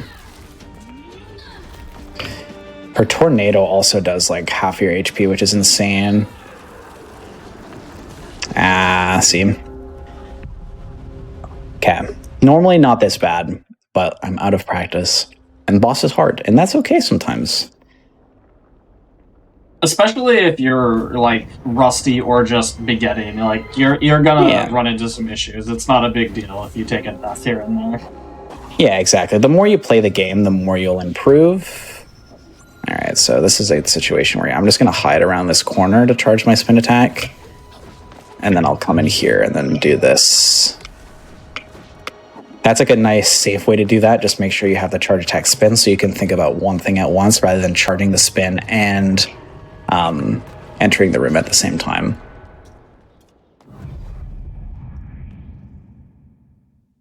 Yeah, this was the one boss fight I was like worried about. This boss fight is significantly harder than the other ones too, at least for me, just because the damage output is like insane, and I find it hard to avoid the attack sometimes. So again, if you're struggling with it, do not worry. Even a god gamer like myself will struggle with it as well.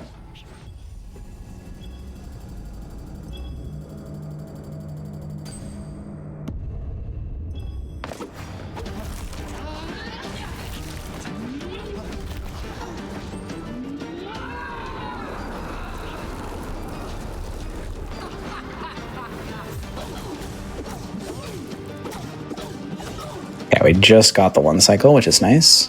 Also, don't know how I took 1 damage randomly here. I just realized that I'm HP short. That's fine, because we can heal.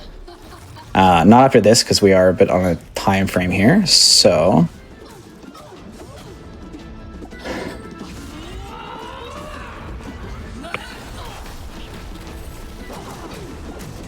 But at the start of this phase, we can heal.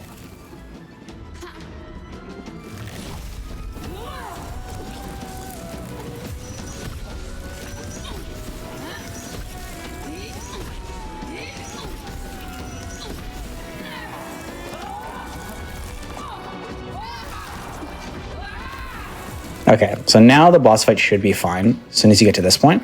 So you're just going to have to jump over the glowing bit on the ground here, dash forward, and then with this spin attack, you should have enough DPS to kill her in this phase. Yeah, there we go.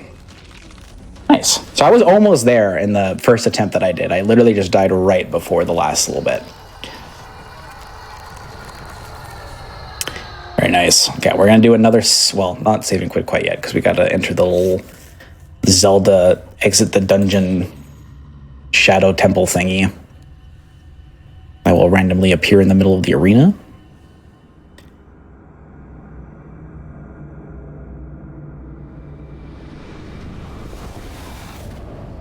All right, and we're almost actually done now. We just got to do almost like just 2 more bosses, which are almost back to back. There's a little bit of platforming that I need to do between this and the next boss, but then it's like that boss and then immediately into the final boss. So we're almost done.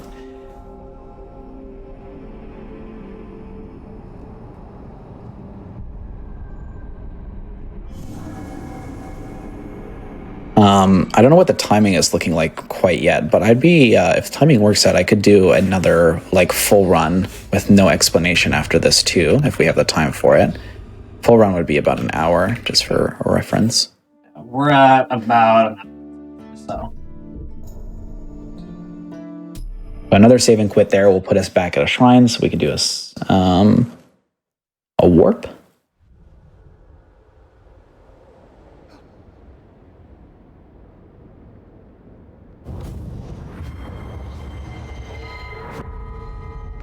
Okay, so from here, warp, we're going to go to the Arcane Tunnels, which is that second statue that we grabbed at the beginning of the run a whole hour and a bit ago.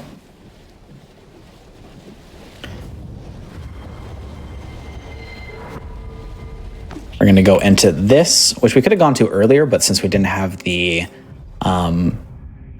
stone heart thing, I don't remember what it is exactly. Maybe not stone heart. Sanctuary stone, I think, is what actually activates this thing. We couldn't have activated it, so we activate this one, and then there's another one also in the Arcane Tunnels, so...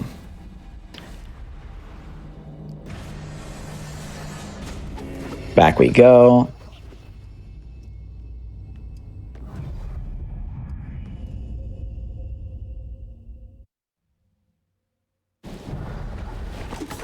We're gonna go back through this door.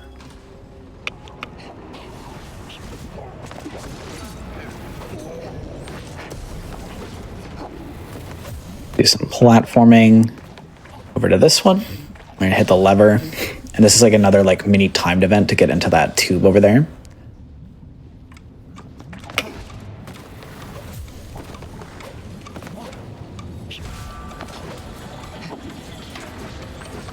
Right here into the little load zone,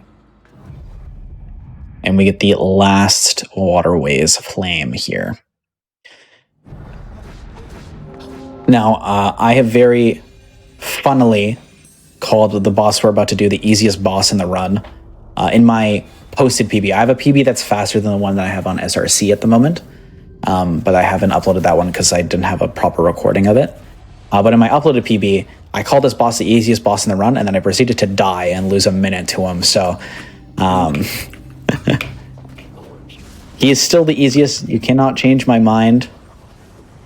This will be another perfect example of this, like attacking will cancel the horizontal lock that you're in with Umbra on the way down. Okay, so for the first phase of this boss fight, you can literally just W key hold, like, and attack him as much as you'd like from the beginning.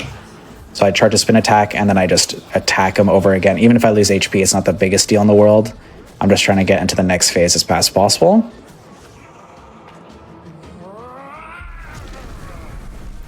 For this phase, it's very simple. We just start a spin attack, walk around in a circle on this platform. He's going to charge a laser beam and shoot you. Shield, dash out of it, go attack him. He's going to do it again. So just walk around in a circle on the platform.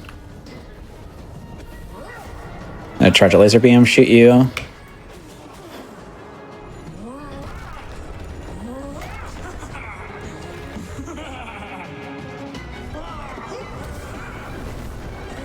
Here's a chance for him to do your platform. Does this a couple times. I think it's 3. And then you can just finish off the boss after that. As you can see, it is definitely the simplest of the 3 Shadow Lords. There's almost nothing that can really go wrong. I think the hardest damaging move is the laser beam, and the plan is to block it. So it is pretty nice because of that. I will note that if you... I don't know why the laser beam works like that. I'm trying to think of, like, there's other attacks in the game that even if you shield them, you lose your spin. So I don't know why blocking that one doesn't cause you to lose your spin. We headed to here, and there's not going to be a save and quit this time because the door in front of us is actually going to open and lead to us fighting the final boss of the game.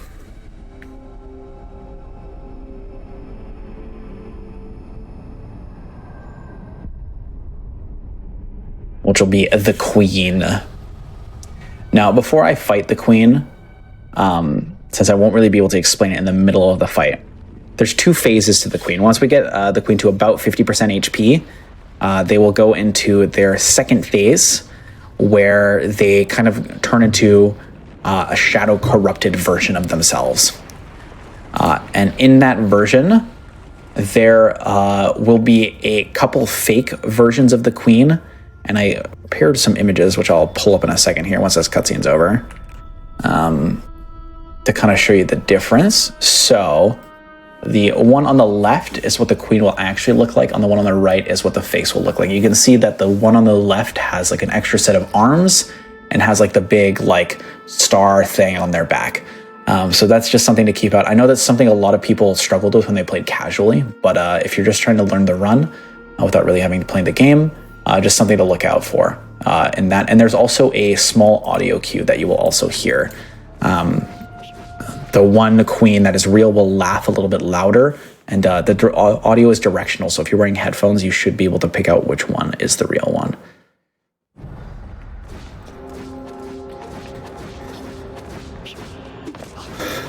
All right, we just go to the big end thing here. And now it is the Queen fight. This fight is also, can be a bit difficult, but it's very difficult at the end, not particularly the beginning here. So here, every time the ring is about to explode is when I jump, and it usually gives you a good cycle. You're gonna wanna back up near the edge of the platform. Shield is about to hit you, jump off, dash towards them, get some damage in. As soon as you hear like the thud sound, that means they're not going to take any more damage.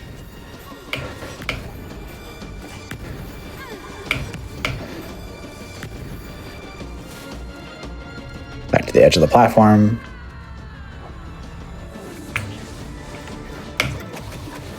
Yeah, we're going to go on to, I don't know if you want to call it second phase, but basically this, not like the spooky phase. They're just going to do something different, which is throw little light balls at me here.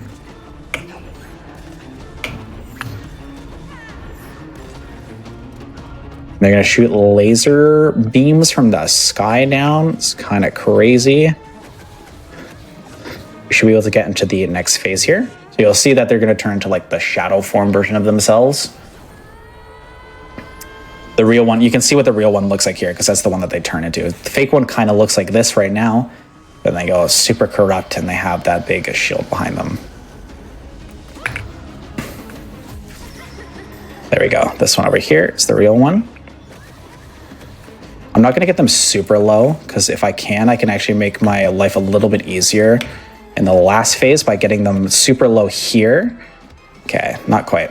So they're going to start off this last phase by shooting a fireball at me. Oh, I didn't get to block it. That was kind of spooky. Okay, we got them. And that's time. That is how to speedrun Blue Fire. The hit 2020, I don't know when this came out, 2021 Metroidvania 3D platformer, 2021, February. 2020. All right, awesome. We didn't have a lot of questions. I feel like you explained it very well. It very much seems like a game that is relatively easy to pick up, but it's going to be a little harder to master. Yeah, no, it's definitely that. Yeah, no, it's definitely got very simple mechanics and the things that you can pick up and learn very easily. But the difficulty of the run comes in combining those to save time. You can very much easily learn the run, learn the route. The route isn't very complicated, and even if you struggle with certain things, there's usually backups or alternate routes that you can learn. And then the mastery of the game comes from combining those things and doing them as quickly as you possibly can. Which is good because you have like that building blocks to build on. It's like, okay, I can start off with the basics, and then I can slowly build on top of that and, you know, combine things to just save seconds here and there. Yeah, exactly, yeah. No, it's a great starting speed game, I think, for that exact reason. Because you get to pick up and learn things from the beginning, which is very nice. But yeah, that is basically it for me, unless we want to do a run. But I know I gave you about a 2-hour estimate, and I think we're around that, so... We're at about a minute 40, an hour 40. We can definitely fit in a run here if you want. For sure. Do you guys want to take a quick break? I don't know if you guys want to run ads or something. I can quickly grab some water, run to the washroom as well, as everyone else should do. Get up and stretch. I definitely would like to get some water, so I'm definitely gonna go to a break here. Sounds good.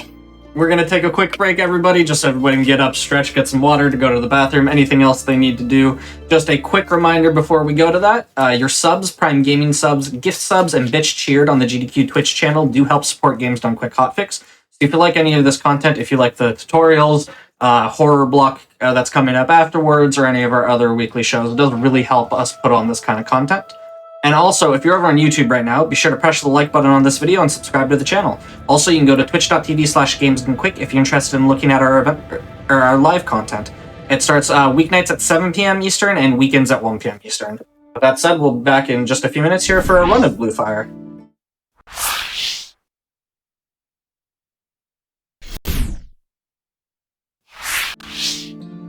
Hello everybody and welcome back to the Games Done Quick Hotfix. This is How to Train a Speedrunner. Today we are learning Blue Fire. We just watched an excellent tutorial on it, and now we're going to get right into a run about it and see how it's done at full speed.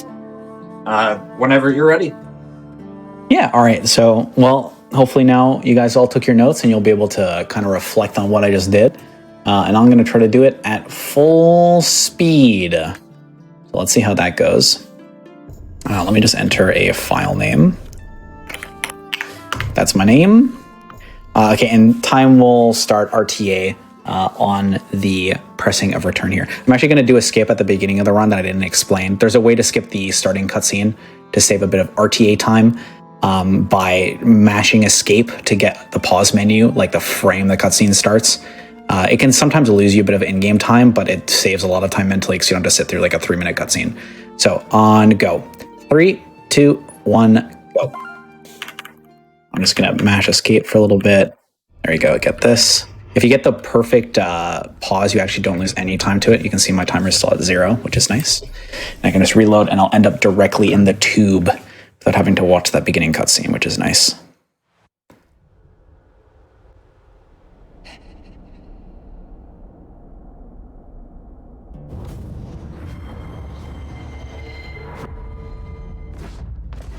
All right, so like before, it's a bunch of dashing early in the game because all we can do.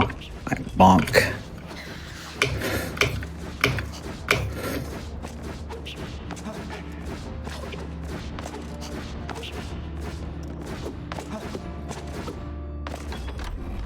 Enter this room. I'm going to directly into combat this time. Let's hope the combat goes as well as it did in the tutorial, because it went pretty well in the tutorial. This combat can be a bit finicky sometimes. The little guys like to actually hit you or not space themselves properly like this, and you actually won't kill them at the same time. I've lost 1 whole second. It is a reset time. Right. Alt key. That I make sure to actually save first. And quit to menu. Back into the game we go. So again, like I said, we get the shield, we grab the key. The key will open the door that is in front of us here. And we will save and quit just because it saves on the platforming to get over back to that door.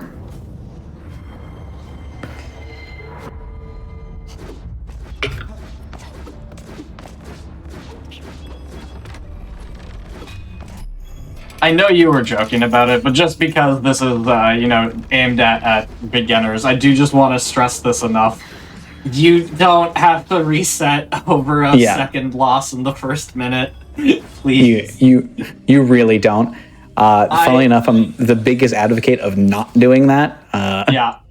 I'm known for screaming at people for resetting way too often, so do yourself a favor and just finish out some runs.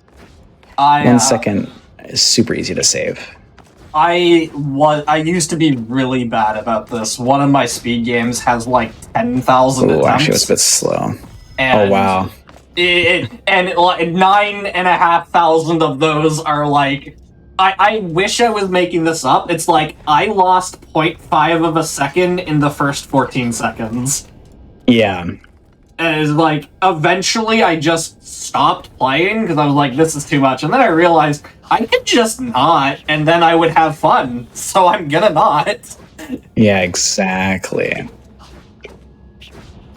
No.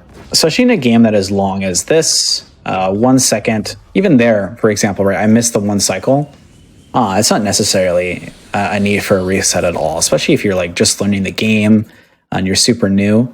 There's a lot of areas in the run that you'll be able to make that time back. Especially if you end up blocking yourself a lot of the time in the early game, you don't get enough practice in the late game, and that can also be detrimental to progress. So try to finish out your runs. It is a good habit to get into. So again, we're going to do the skip where we get the fire keep tier a little bit earlier than we definitely should.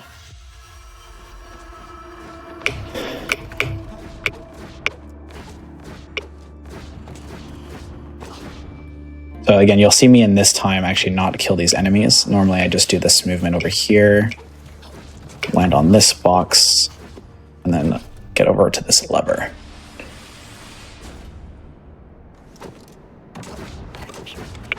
Oh, I almost dashed off. That was kind of scary. That's fine though.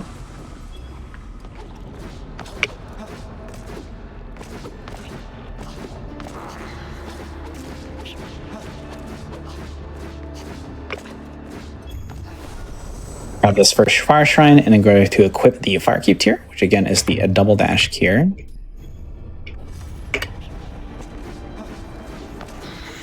Owie.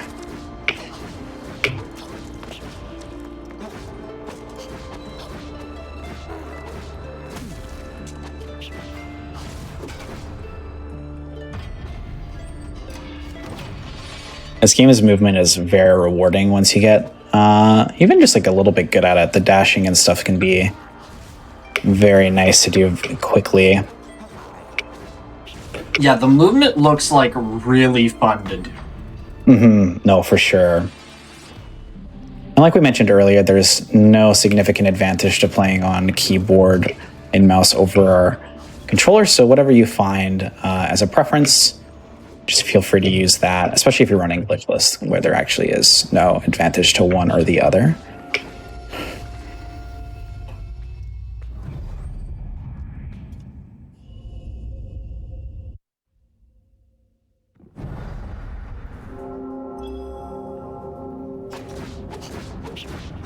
Ooh, directly into the water.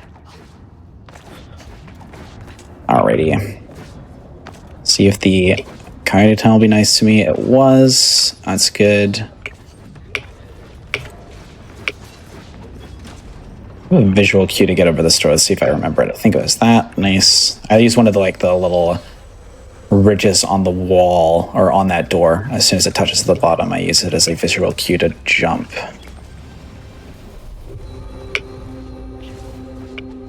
Into the elevator. New swords for combat. So we're gonna have to go unlock the whirlwind hook a little bit later for that spin attack.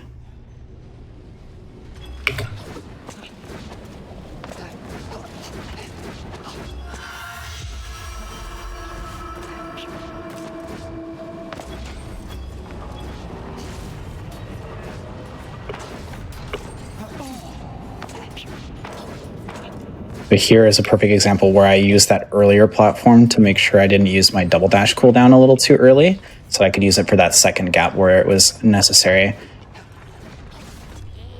Okay, we talked to Unop here. And we want to make sure we say yes, so I'm not mashing dash here when I'm mashing through dialogue, because I don't want to accidentally say no in his dialogue. To the elevator.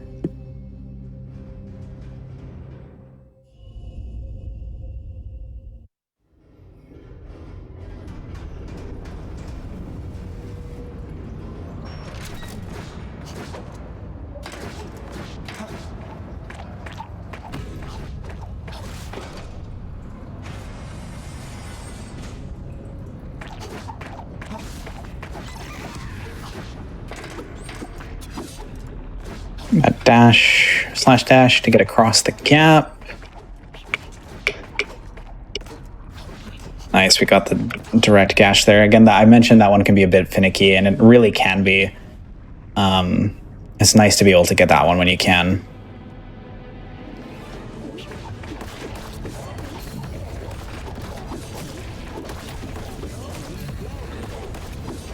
I used all my parry juice up in the first run.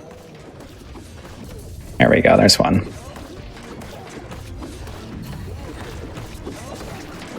There's also a very minimal time save I go for here.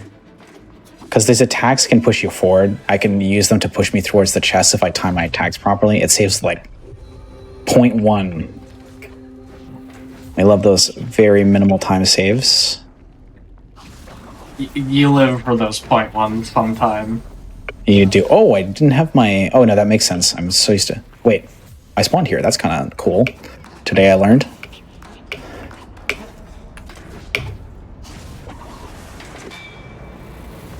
Yeah, to make sure. The time loss there. Yeah, exactly, right? Just nice. We always love those little... finding those little things that lead to backups, basically. It's always nice to have. Yep. Alrighty, so we have to jump, spin over the door. And we are in Stoneheart City.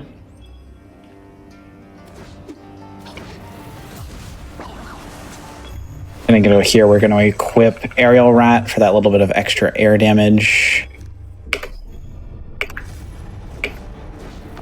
I didn't do it this way in the tutorial, but I'm gonna just jump directly off this ladder here and use my spin as my jump instead of the grounded jump there, which is really nice. Makes it a little tighter, but again, it's one of those like 0.1 time saves.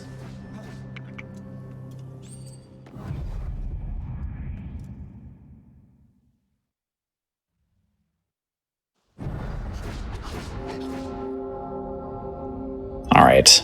So again here, since we have so many of the early abilities, actually this is going to be a little awkward. Oh yeah.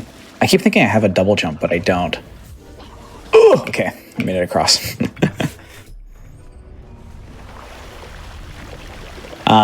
Since we have the spin attack and the double dash, we can sequence break the heck out of this dungeon, which is nice.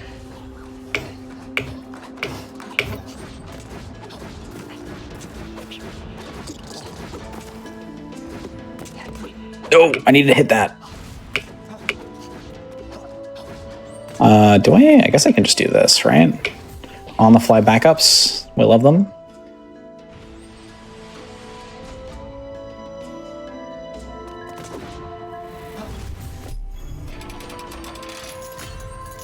We talked about this a little bit earlier, but it's like really awesome that you have the ability to just do that kind of thing on the fly. That's like, I have so many movement techs in my kit that I can figure something out right now. Yeah, exactly. I can't think of any section in this game where I've had to like reload a file because I've like reached a block that like soft locked me basically with the kit that I've had, which is really nice. You can basically always back up your whatever you got stuck on because of the extensivity of your movement kit. You have so much cool stuff you can do. Again, I'm going to try to clump up these enemies again, and then hit them with a spin attack. Get them both down really nice and quick like that.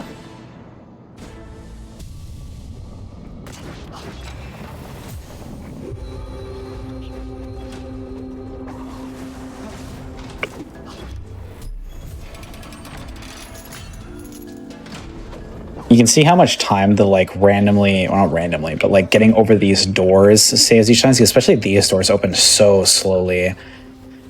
So making sure you have this like spin attack to just sneak over them is like surprising amount of time save. Yeah. All right, I died here like twice when we were doing the tutorial. Let's see if I don't do that time. There we go. This should be fine now. Double dash is back.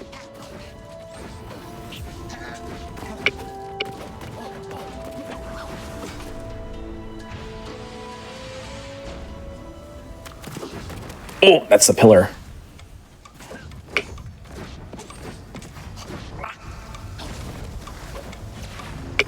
Nice. We can sneak underneath here. Spin attack in the wall. A charge attack while hitting the lever. Just make sure I'm not airborne when I hit it.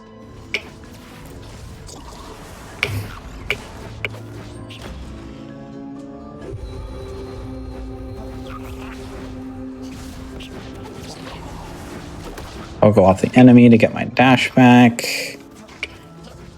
And through the door.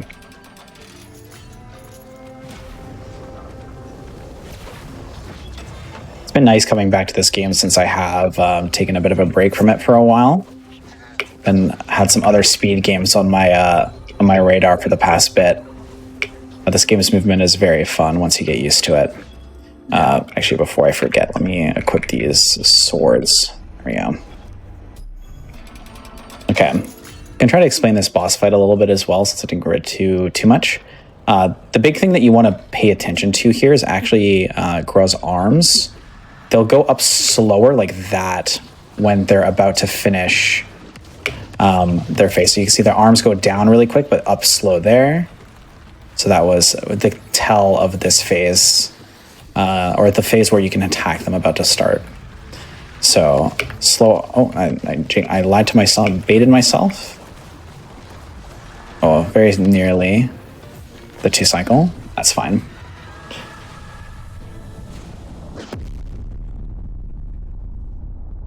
Nice.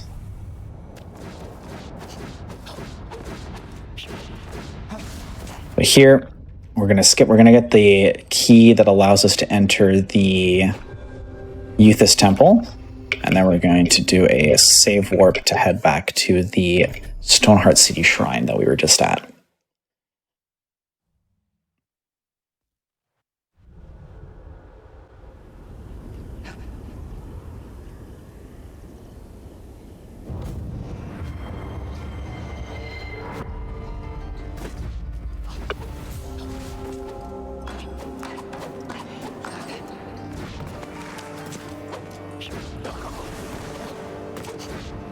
Oh. I think this should... I actually have no idea where I'm going to spawn because I died here. Oh, I spawned back here. That is okay. I overshot the thing. There we go. This... I can land over here. So here you can mash dash because there's no confirm prompt that you have to mash through. It's nice.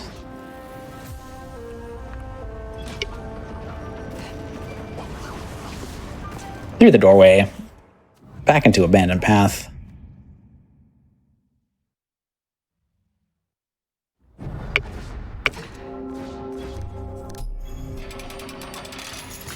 Again, this is a perfect example of a place where I manage my double dash timing cooldown pretty significantly. So I don't use it here at the beginning, but I use it across this gap, and then I make sure I use single dashes only to cross the rest of it as I get ice blasted by that guy, so that it is off cooldown here so I can land on that rock.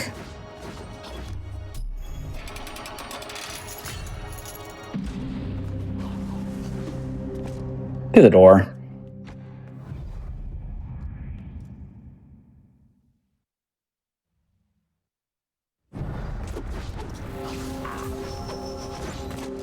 All right. Grab this. We're going to do a direct dash cancel off of this guy. Get up here nice and quick.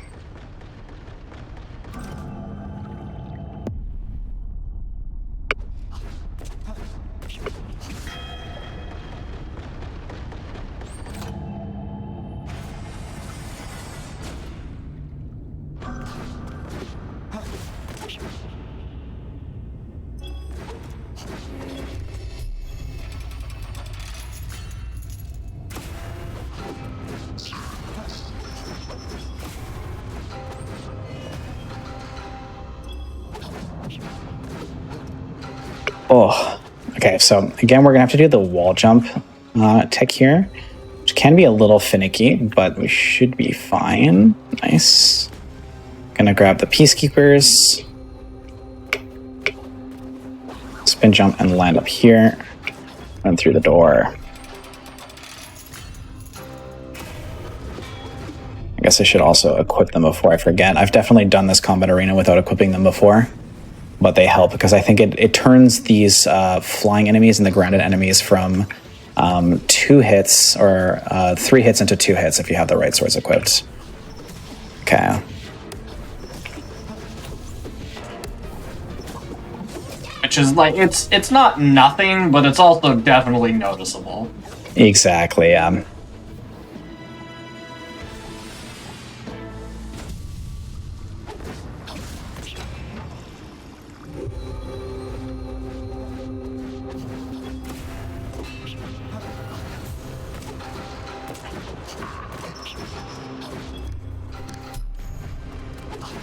We get double jump from getting that holy key.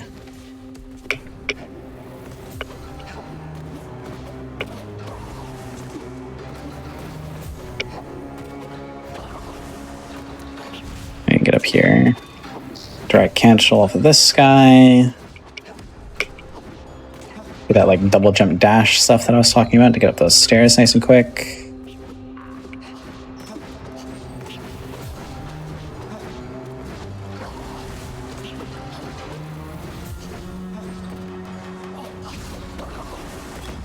Grab this old key, so now we have an old key and a holy key, so we can open this door and the boss door after it as well.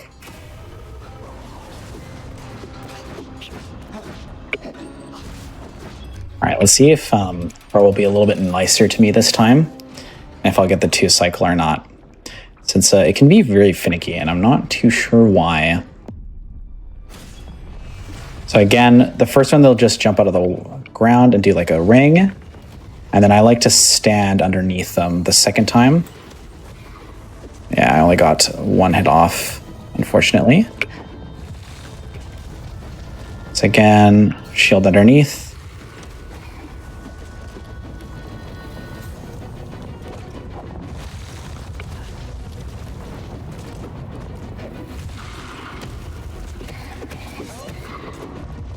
I think that was enough. But it wasn't. Okay.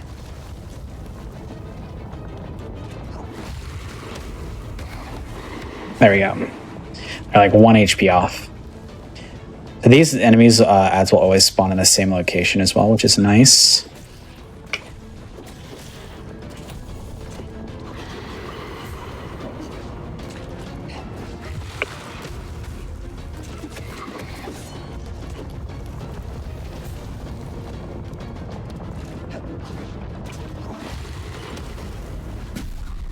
There you go.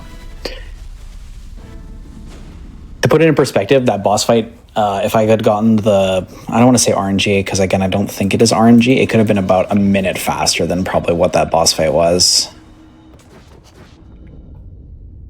It's definitely a sizable amount. Yeah, exactly.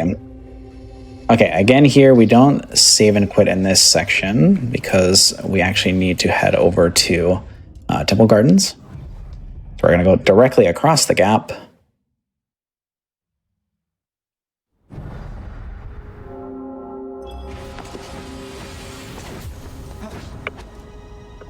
Oh.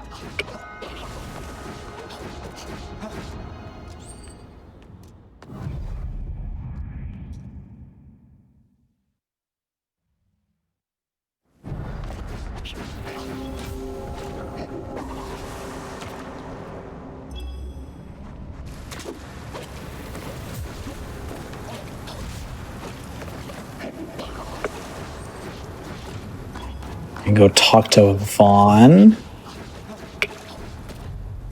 Go get the Sanctuary Stone.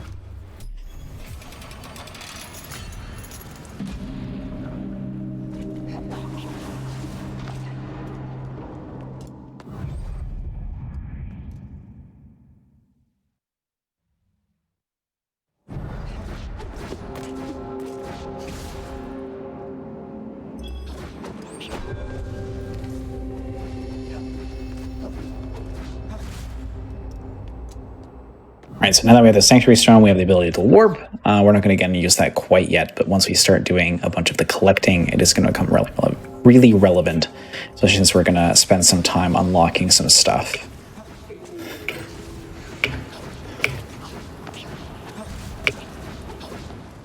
Right, let's see if I can do this wall climb at full speed. I have literally not done this a lot in like a month or two, so we'll see how muscle memory treats me.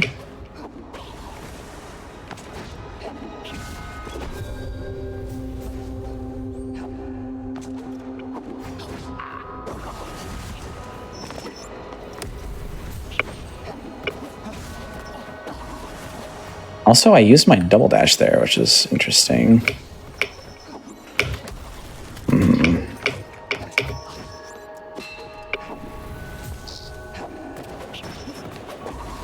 There we go.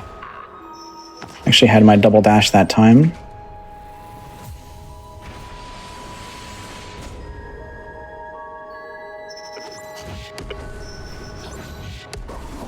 There we go.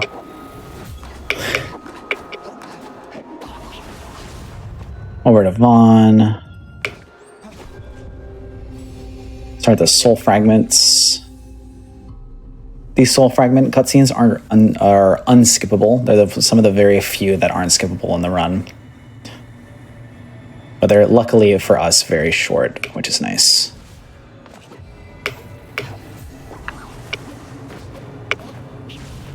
I'm a little low.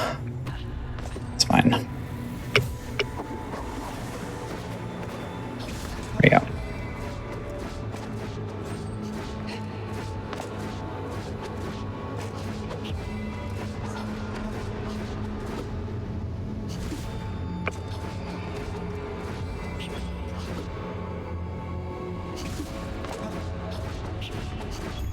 Again, we're going to unlock this shrine to have access to it later.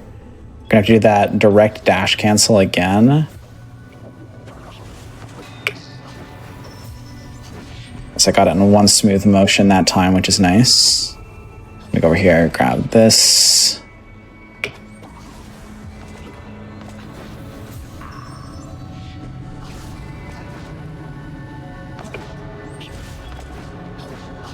this one. I actually went the right way that time. I remembered.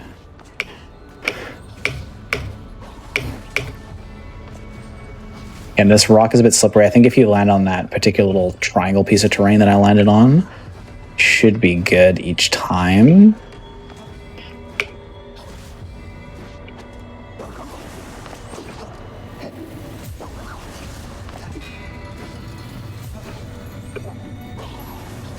Nice, okay. But the last soul essence, again, once you finish this, you just want to go right because it's going to be the first waterway grab.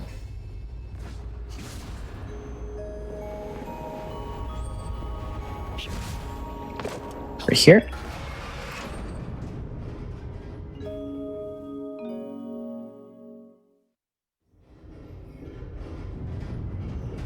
Especially since I'm on mouse and keyboard, I just like neutral dashing these at the start since the camera is like locked and you can't move your camera.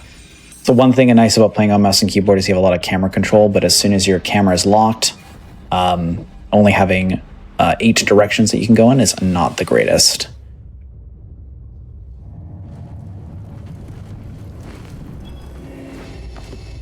All right, so back the way we came.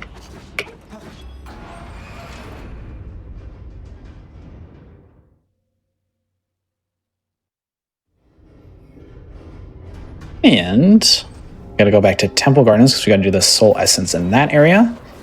Once we get those soul essence, we'll be over into Firefall River.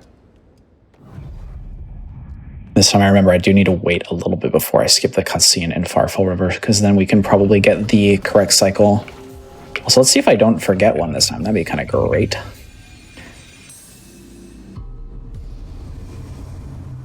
Also, since I'm a little unpracticed, I'll probably actually grab that fire shrine even though we don't use it, since it takes like 3 seconds, and having that peace of mind is nice to have. Oh, that was crazy. I got flinged by that guy.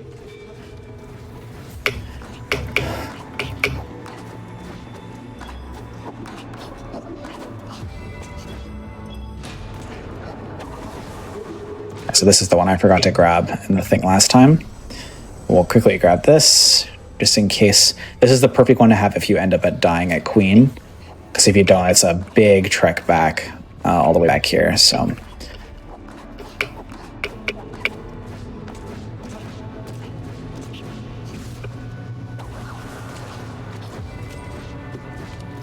Again, I'm making sure to use my double dash first whenever I'm crossing these gaps, to make sure that it comes off cooldown as soon as possible.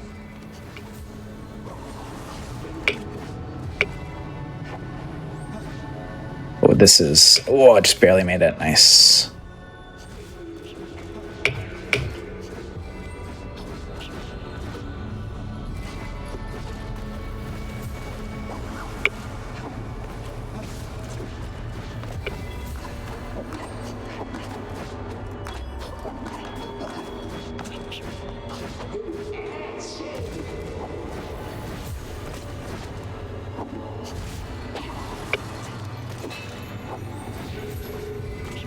Here, and we're going to land on that one, which will end the sequence. So again, here you're going to want to go backwards after you're done collecting all of them, and I like to go over the railing on the right hand side and dash throughout this section here.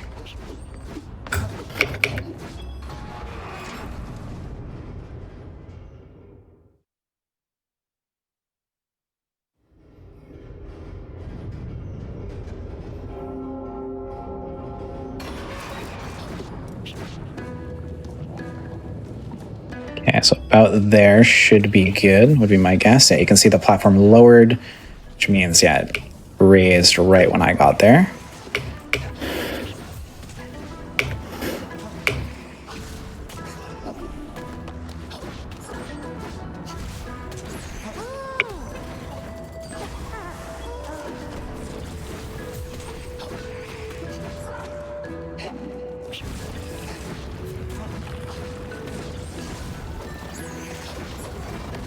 So again, we're going to do the death warp here. So I stand here,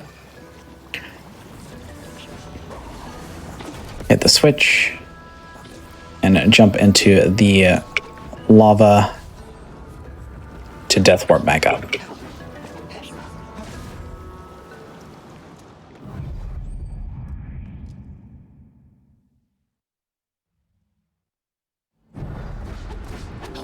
Right.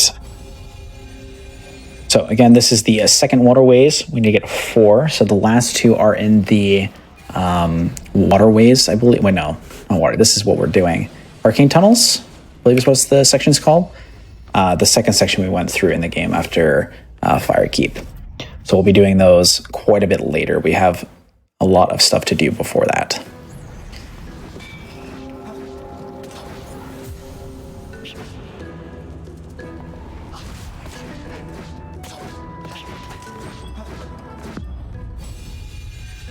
All right, let me not miss this first one like I somehow did last time. I was so distracted by the little flute guy that I had to show everybody. There we go. To be fair, that is pretty important lore.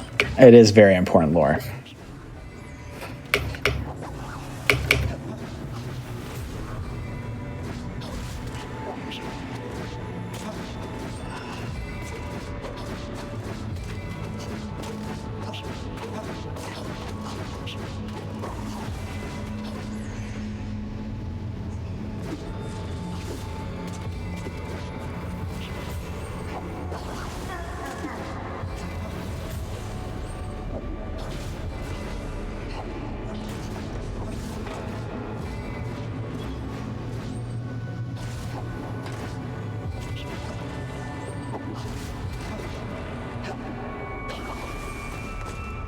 Grab this, and that should be the last one, like I mentioned last time, but I had to run around and grab the last one last time.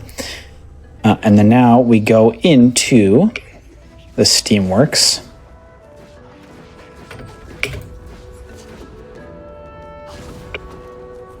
Oh, okay, there we go, we're fine. Everything is okay. So again, the Steamworks is the dungeon area for your Siron, which is one of the 3 Shadow Lords. Lots of very cool movement in this section.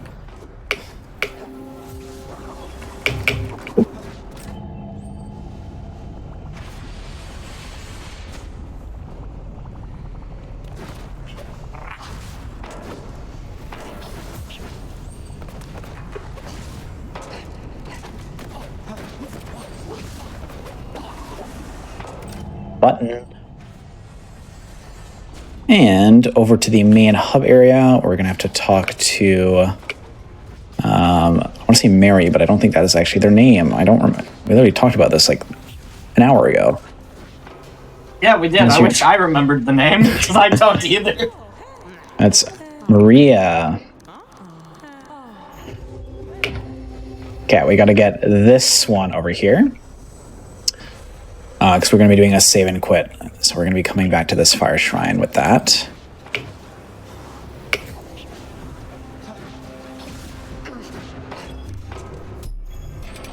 I guess Big Angry Man's going to hit me in the back.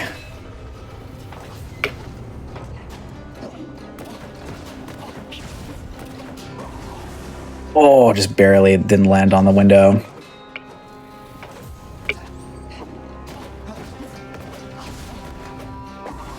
No, twice. That's fine.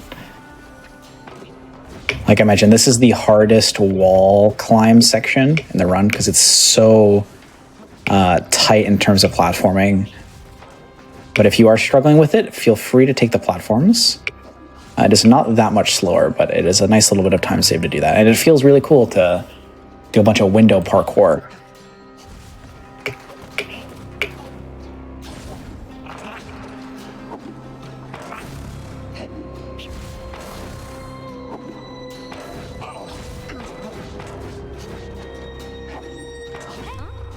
Maya is going to give us the Iron Defenders, I believe is what they're called. Iron Justice. Which will let us activate the boilers. These are also some of the few game cutscenes that aren't skippable. So we do have to watch each boiler cutscene. It has a nice part where you can just take a drink. Yeah, exactly. Stretch the arms, stretch the hands a little bit. Hand health is very important in speedrunning. Make sure you are stretching everybody, standing up, stretching your body in general. Yeah, it is like actually super important. I know some people don't do it or believe in it, but like it is really important to just like take a break between runs for just a minute or two. Yeah, exactly. Exactly. Taking care of your hands and your body will let you speedrun for longer, and that's important. All right, so this is the second boiler of the 3. The third one is the cool one that has all the pogo platforming, so hopefully that goes well. So over here, we're going to end on this platform. Pogo off this guy and that guy. Okay, just enough time on that, what's it called? Cooldown to just merely grab the ledge there, which is nice. Death warping there is not fun because you end up all the way back at the beginning of all that like pogoing, so making it across is nice. Okay, so from here, it's an immediate pause, save and quit. Back to the fire shrine that we were at.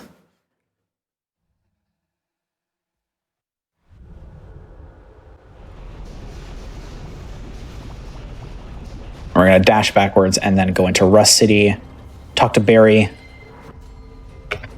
see if he can beat his have a baby % world record. There's big UNOP competition for that any % run.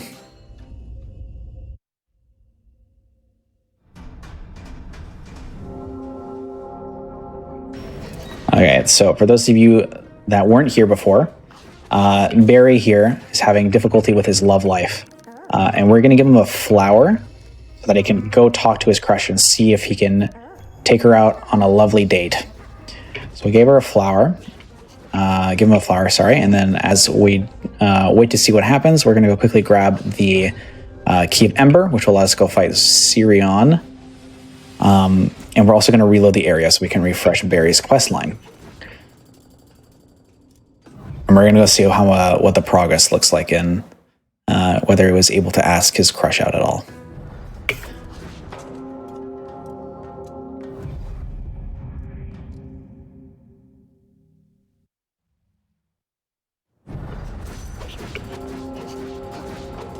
Alrighty, let's see how Barry's doing.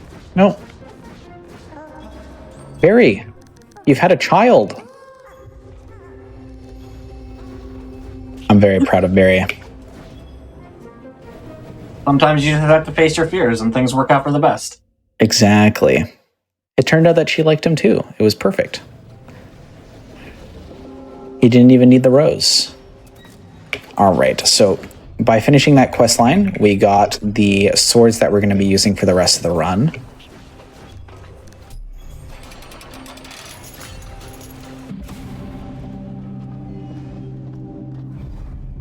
These things are great. They have great base damage, and they're also very quick to get. That berry quest line is very short, so it's the perfect thing too, especially since the side quest item is like literally on our way over. Okay, so here comes the big scary boss fights. Again, here you just kind of want to wait for him to settle down, and then jump back, and jump back. And you should be able to easily one-cycle the first phase. The second phase is pretty easy as well. Kind of turns into a Fall Guy mode. We kind of like have to hop over the turning platform, and he's going to throw fireballs at us.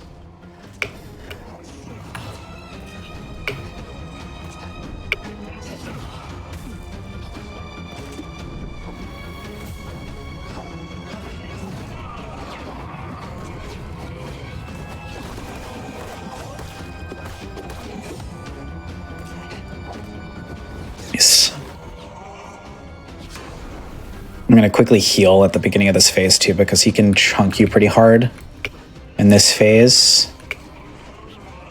I would say Sirion overall, during the beginning, is one of the easier of the 3 Shadow Lords. When it comes to this like last phase here, I won't be able to one cycle it here. Unfortunately, that's fine though.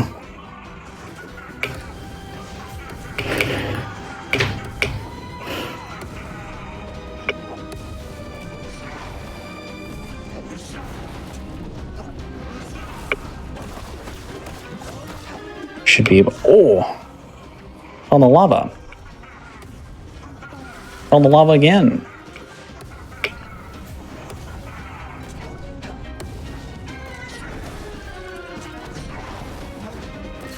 New block here, since he's so low, just to make sure that we actually finish the fight.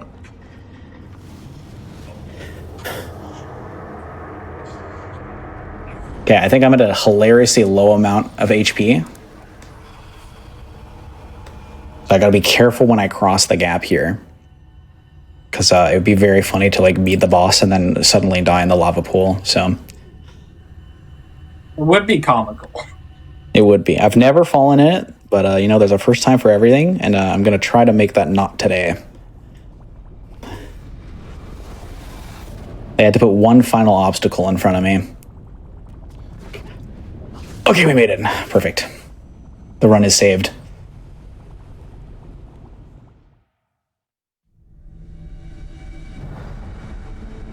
Okay, so this is going to be another save and quit as soon as we gain control of our character again. The save and quit will put us back at a shrine, which will allow us to fast travel, which is great.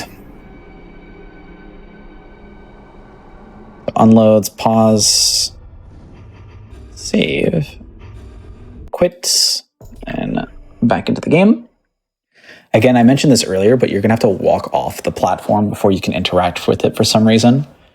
So you'll kind of see me do like a little wiggle on the platform. And then I'm going to head over to Firekeep and do the last soul fragments section. That is a mana upgrade. I do not want a mana upgrade. I want to warp to Firekeep.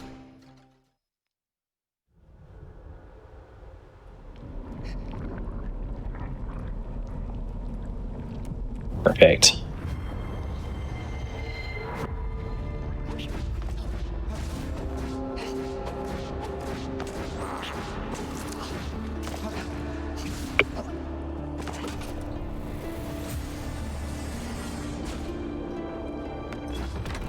All right, over the door. Last soul fragment section.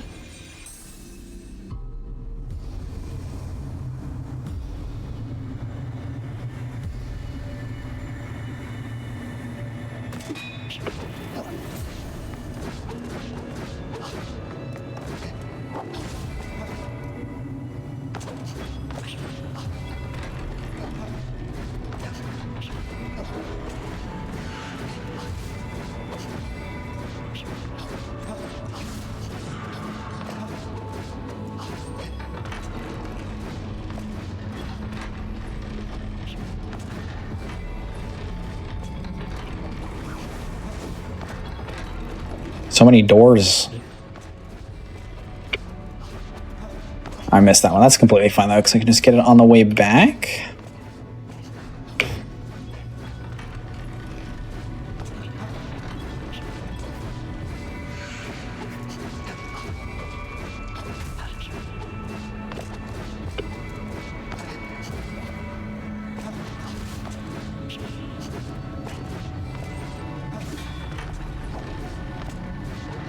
And then this is the last one. And then we're going to do another save and quit here, just because we want to get back to the warp as fast as possible. And then we got to go do the big scary ice boss that, if you guys watch the tutorial know, I am the best at. Actually, I never failed at one time. I've never seen it happen. Yeah, exactly. So again, we're going to do the same. We do this like direct dash cancel like 3 times in the run, which is kind of cool because it's a very cool one. All right, never mind. We got to do the warp first.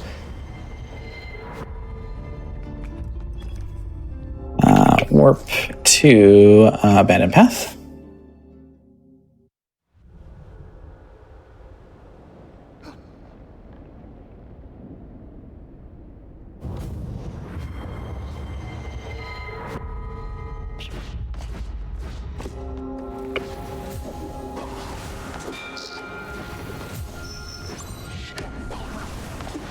I love that double dash cancel. It is very satisfying.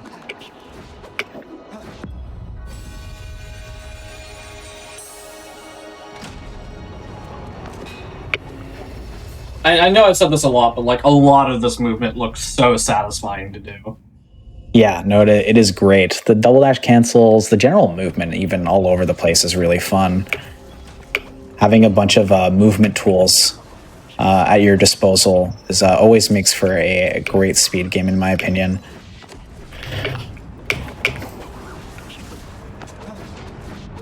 For sure, like just having movement that is fun is definitely going to make it much closer to like a very. It's not required, but it's going to really help the speedrun out. Exactly, yeah.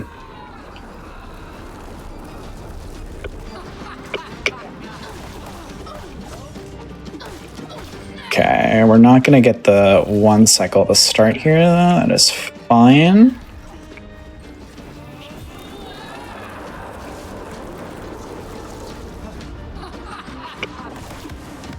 There you go.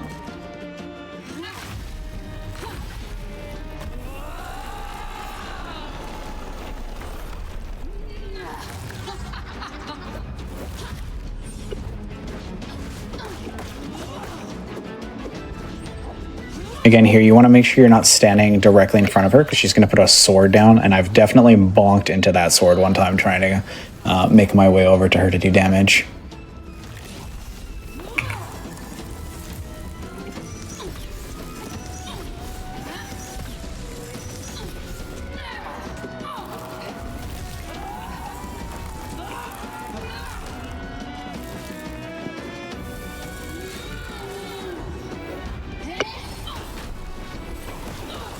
And like I said, this is the easiest boss in the game. I've never died on it once in my life.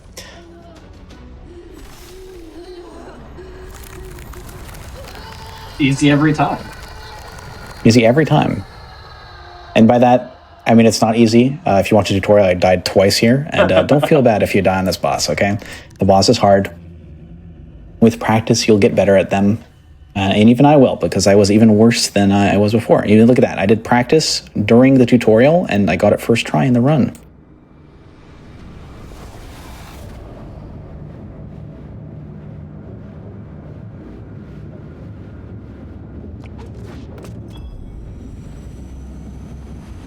Dying and failing at things is completely okay, especially when you're learning a speed game, and you don't need to expect to get things first try. That will come with time and practice. Okay, so now that we've finished the second boss, we got to go unlock the third one. So the third one, again, we're going to have to do a save and quit, and then another warp, and then we're going to go back to Arcane Tunnels to... Oh, that is a really unfortunate save and quit, I think. I have a backup save, actually, which I think is... Because I don't even think I saved. It's the problem here. So I think I'm going to be back in Firekeep. Wait, no, did I save? This is fine? I think this is fine.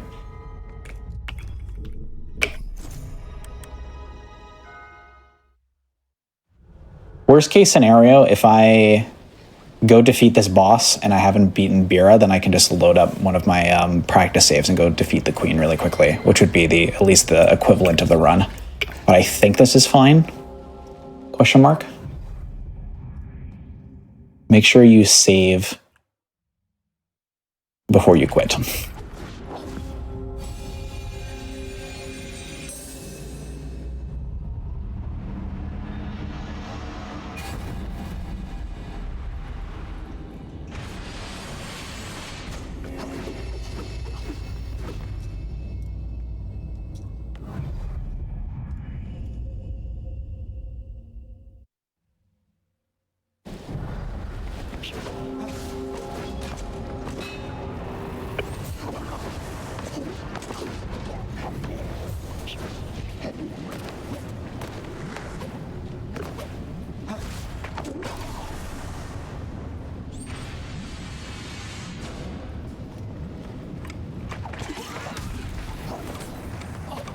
Don't have my spin attack because I got hit, but I think it's fine because I'll land directly on that.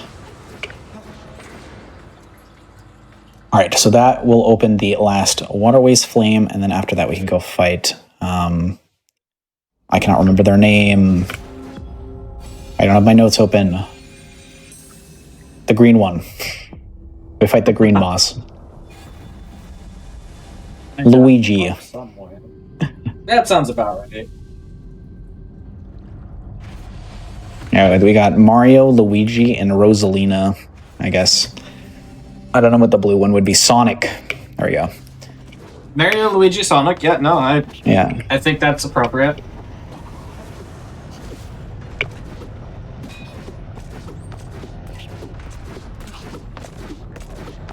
Perfect. And then we go to the bottom here.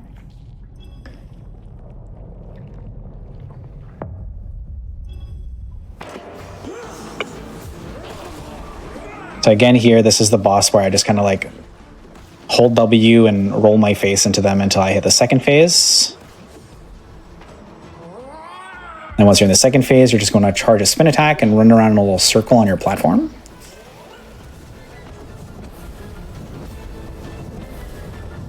And then eventually they'll try to shoot a laser at you. Just stand near the edge of the platform, block it. And then just repeat the process.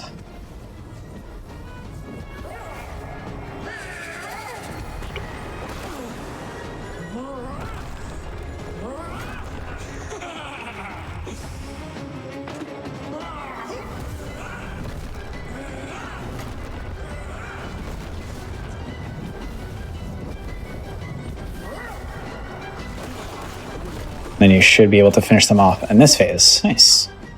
All right, here's the moment of truth. Whether we'll see I actually defeated the boss or not.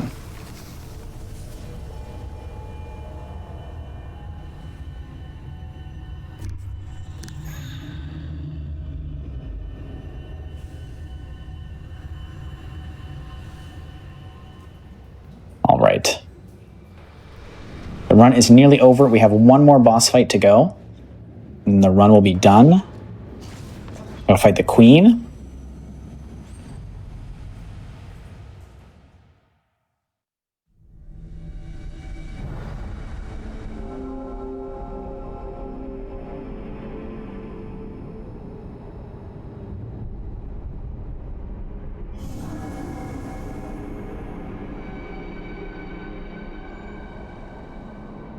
Oh yeah, okay, so it does look like I failed that, which is fine because then I get to show you the funny thing, right? I can do what is this?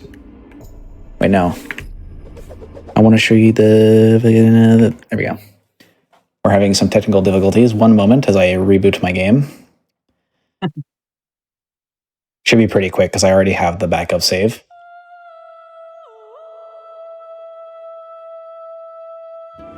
So this is no longer a valid run, but it would have been fine if I literally remembered to push the save button. But that will happen sometimes. So I have a backup save here, which should be all 3 bosses defeated, I think. Except I don't.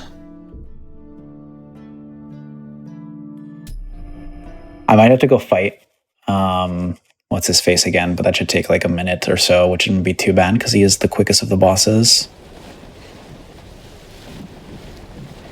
I have a couple practice saves for the bosses themselves, so this will be faster than trying to go fight Bira again. And a little bit safer too, since this boss fight is quite a bit easier. Which is also like a really nice thing that this game has, which is you can just like have saves for all of the things you want to practice. Yeah, exactly. This it has like 12 save files, which is crazy. So you can definitely have a save file for. I have one for like all the boss fights, and then one of the harder movement sections of the game. I have a save file right there. Okay, so we're gonna have to just do this boss fight again, but this boss fight is nice and quick anyways. So nothing to worry about too much.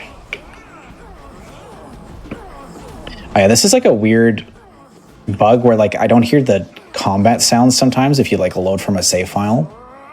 So no more slash sounds for us on this boss fight at least.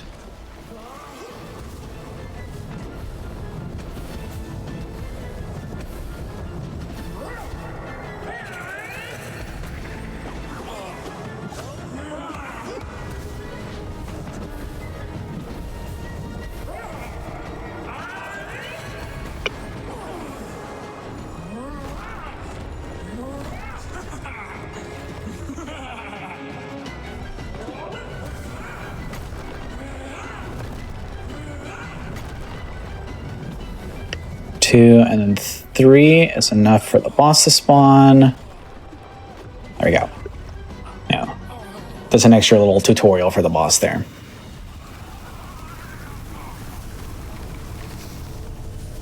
Alrighty, now we go and actually go fight the queen.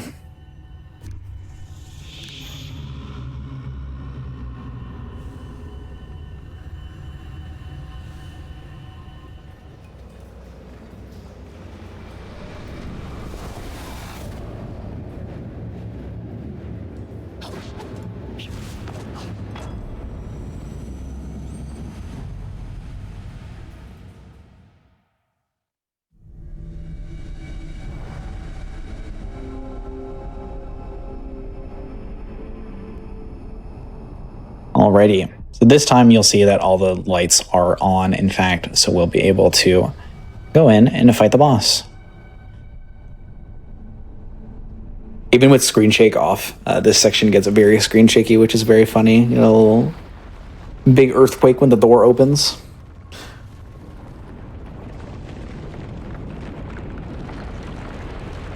Oh, actually, you know what? I remember mentioning this a little bit earlier, but there's some duck lore in this game. It comes from the community Discord when the game was pre-released, but since we're doing a bit more of a showcase, I'm going to show off a little Easter egg in this game. On release, or a little bit after release, they released an update and they hid a duck in the game. And they gave a prize to someone who found the duck, and the duck is, it's right over here. Right, where is it? Did I mess up where it was? It's right here, right? Yeah, there he is. Little duck friend. That's awesome. That's incredible. Yeah, it's great. All right. So again, the queen. Again, I like to jump when the rings are about to explode on screen, or a little bit before that, I guess. Nice. And those shields expanding, stand next to the rim. Dash out.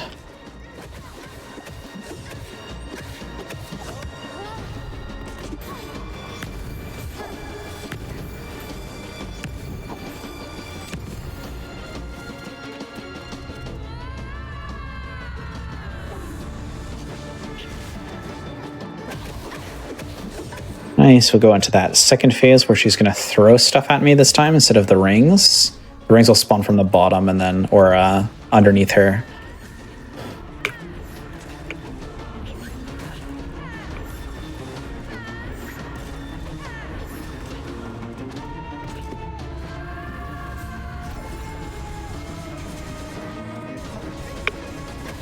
You want to be very careful not to get hit there, because you do need to make sure you're you don't lose your spin attack, because that DPS is needed to get through there. So make sure you weave through those carefully.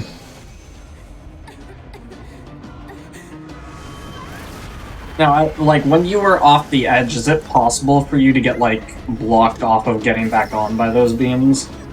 No, I think you'll always end up back on the ledge. They have like a area of effect where they won't really... Oh, she's right here. How convenient.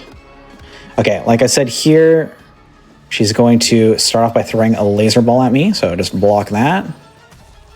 Okay, I had no idea what hit me.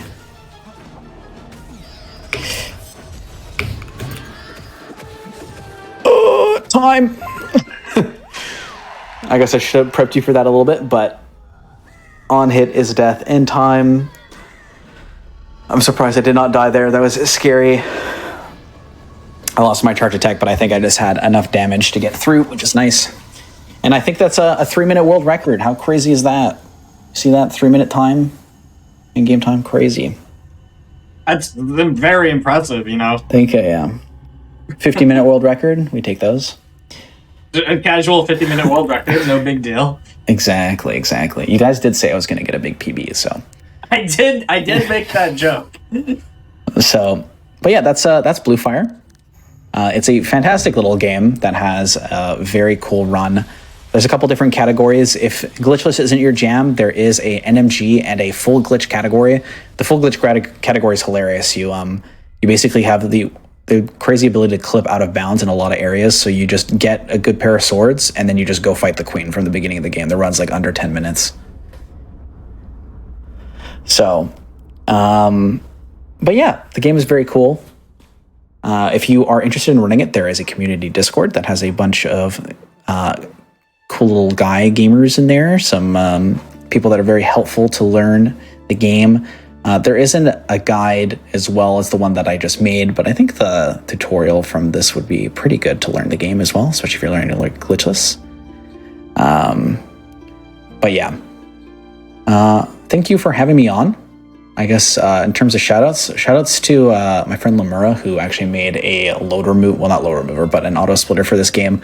It really helps for when I'm doing attempts. And then all my other speed friends, Bites. My primary speed game actually isn't this. I actually primarily speedrun It Takes Two, which is a co-op game, and my partner Bites and I have been hard at that again recently, which is a very cool run.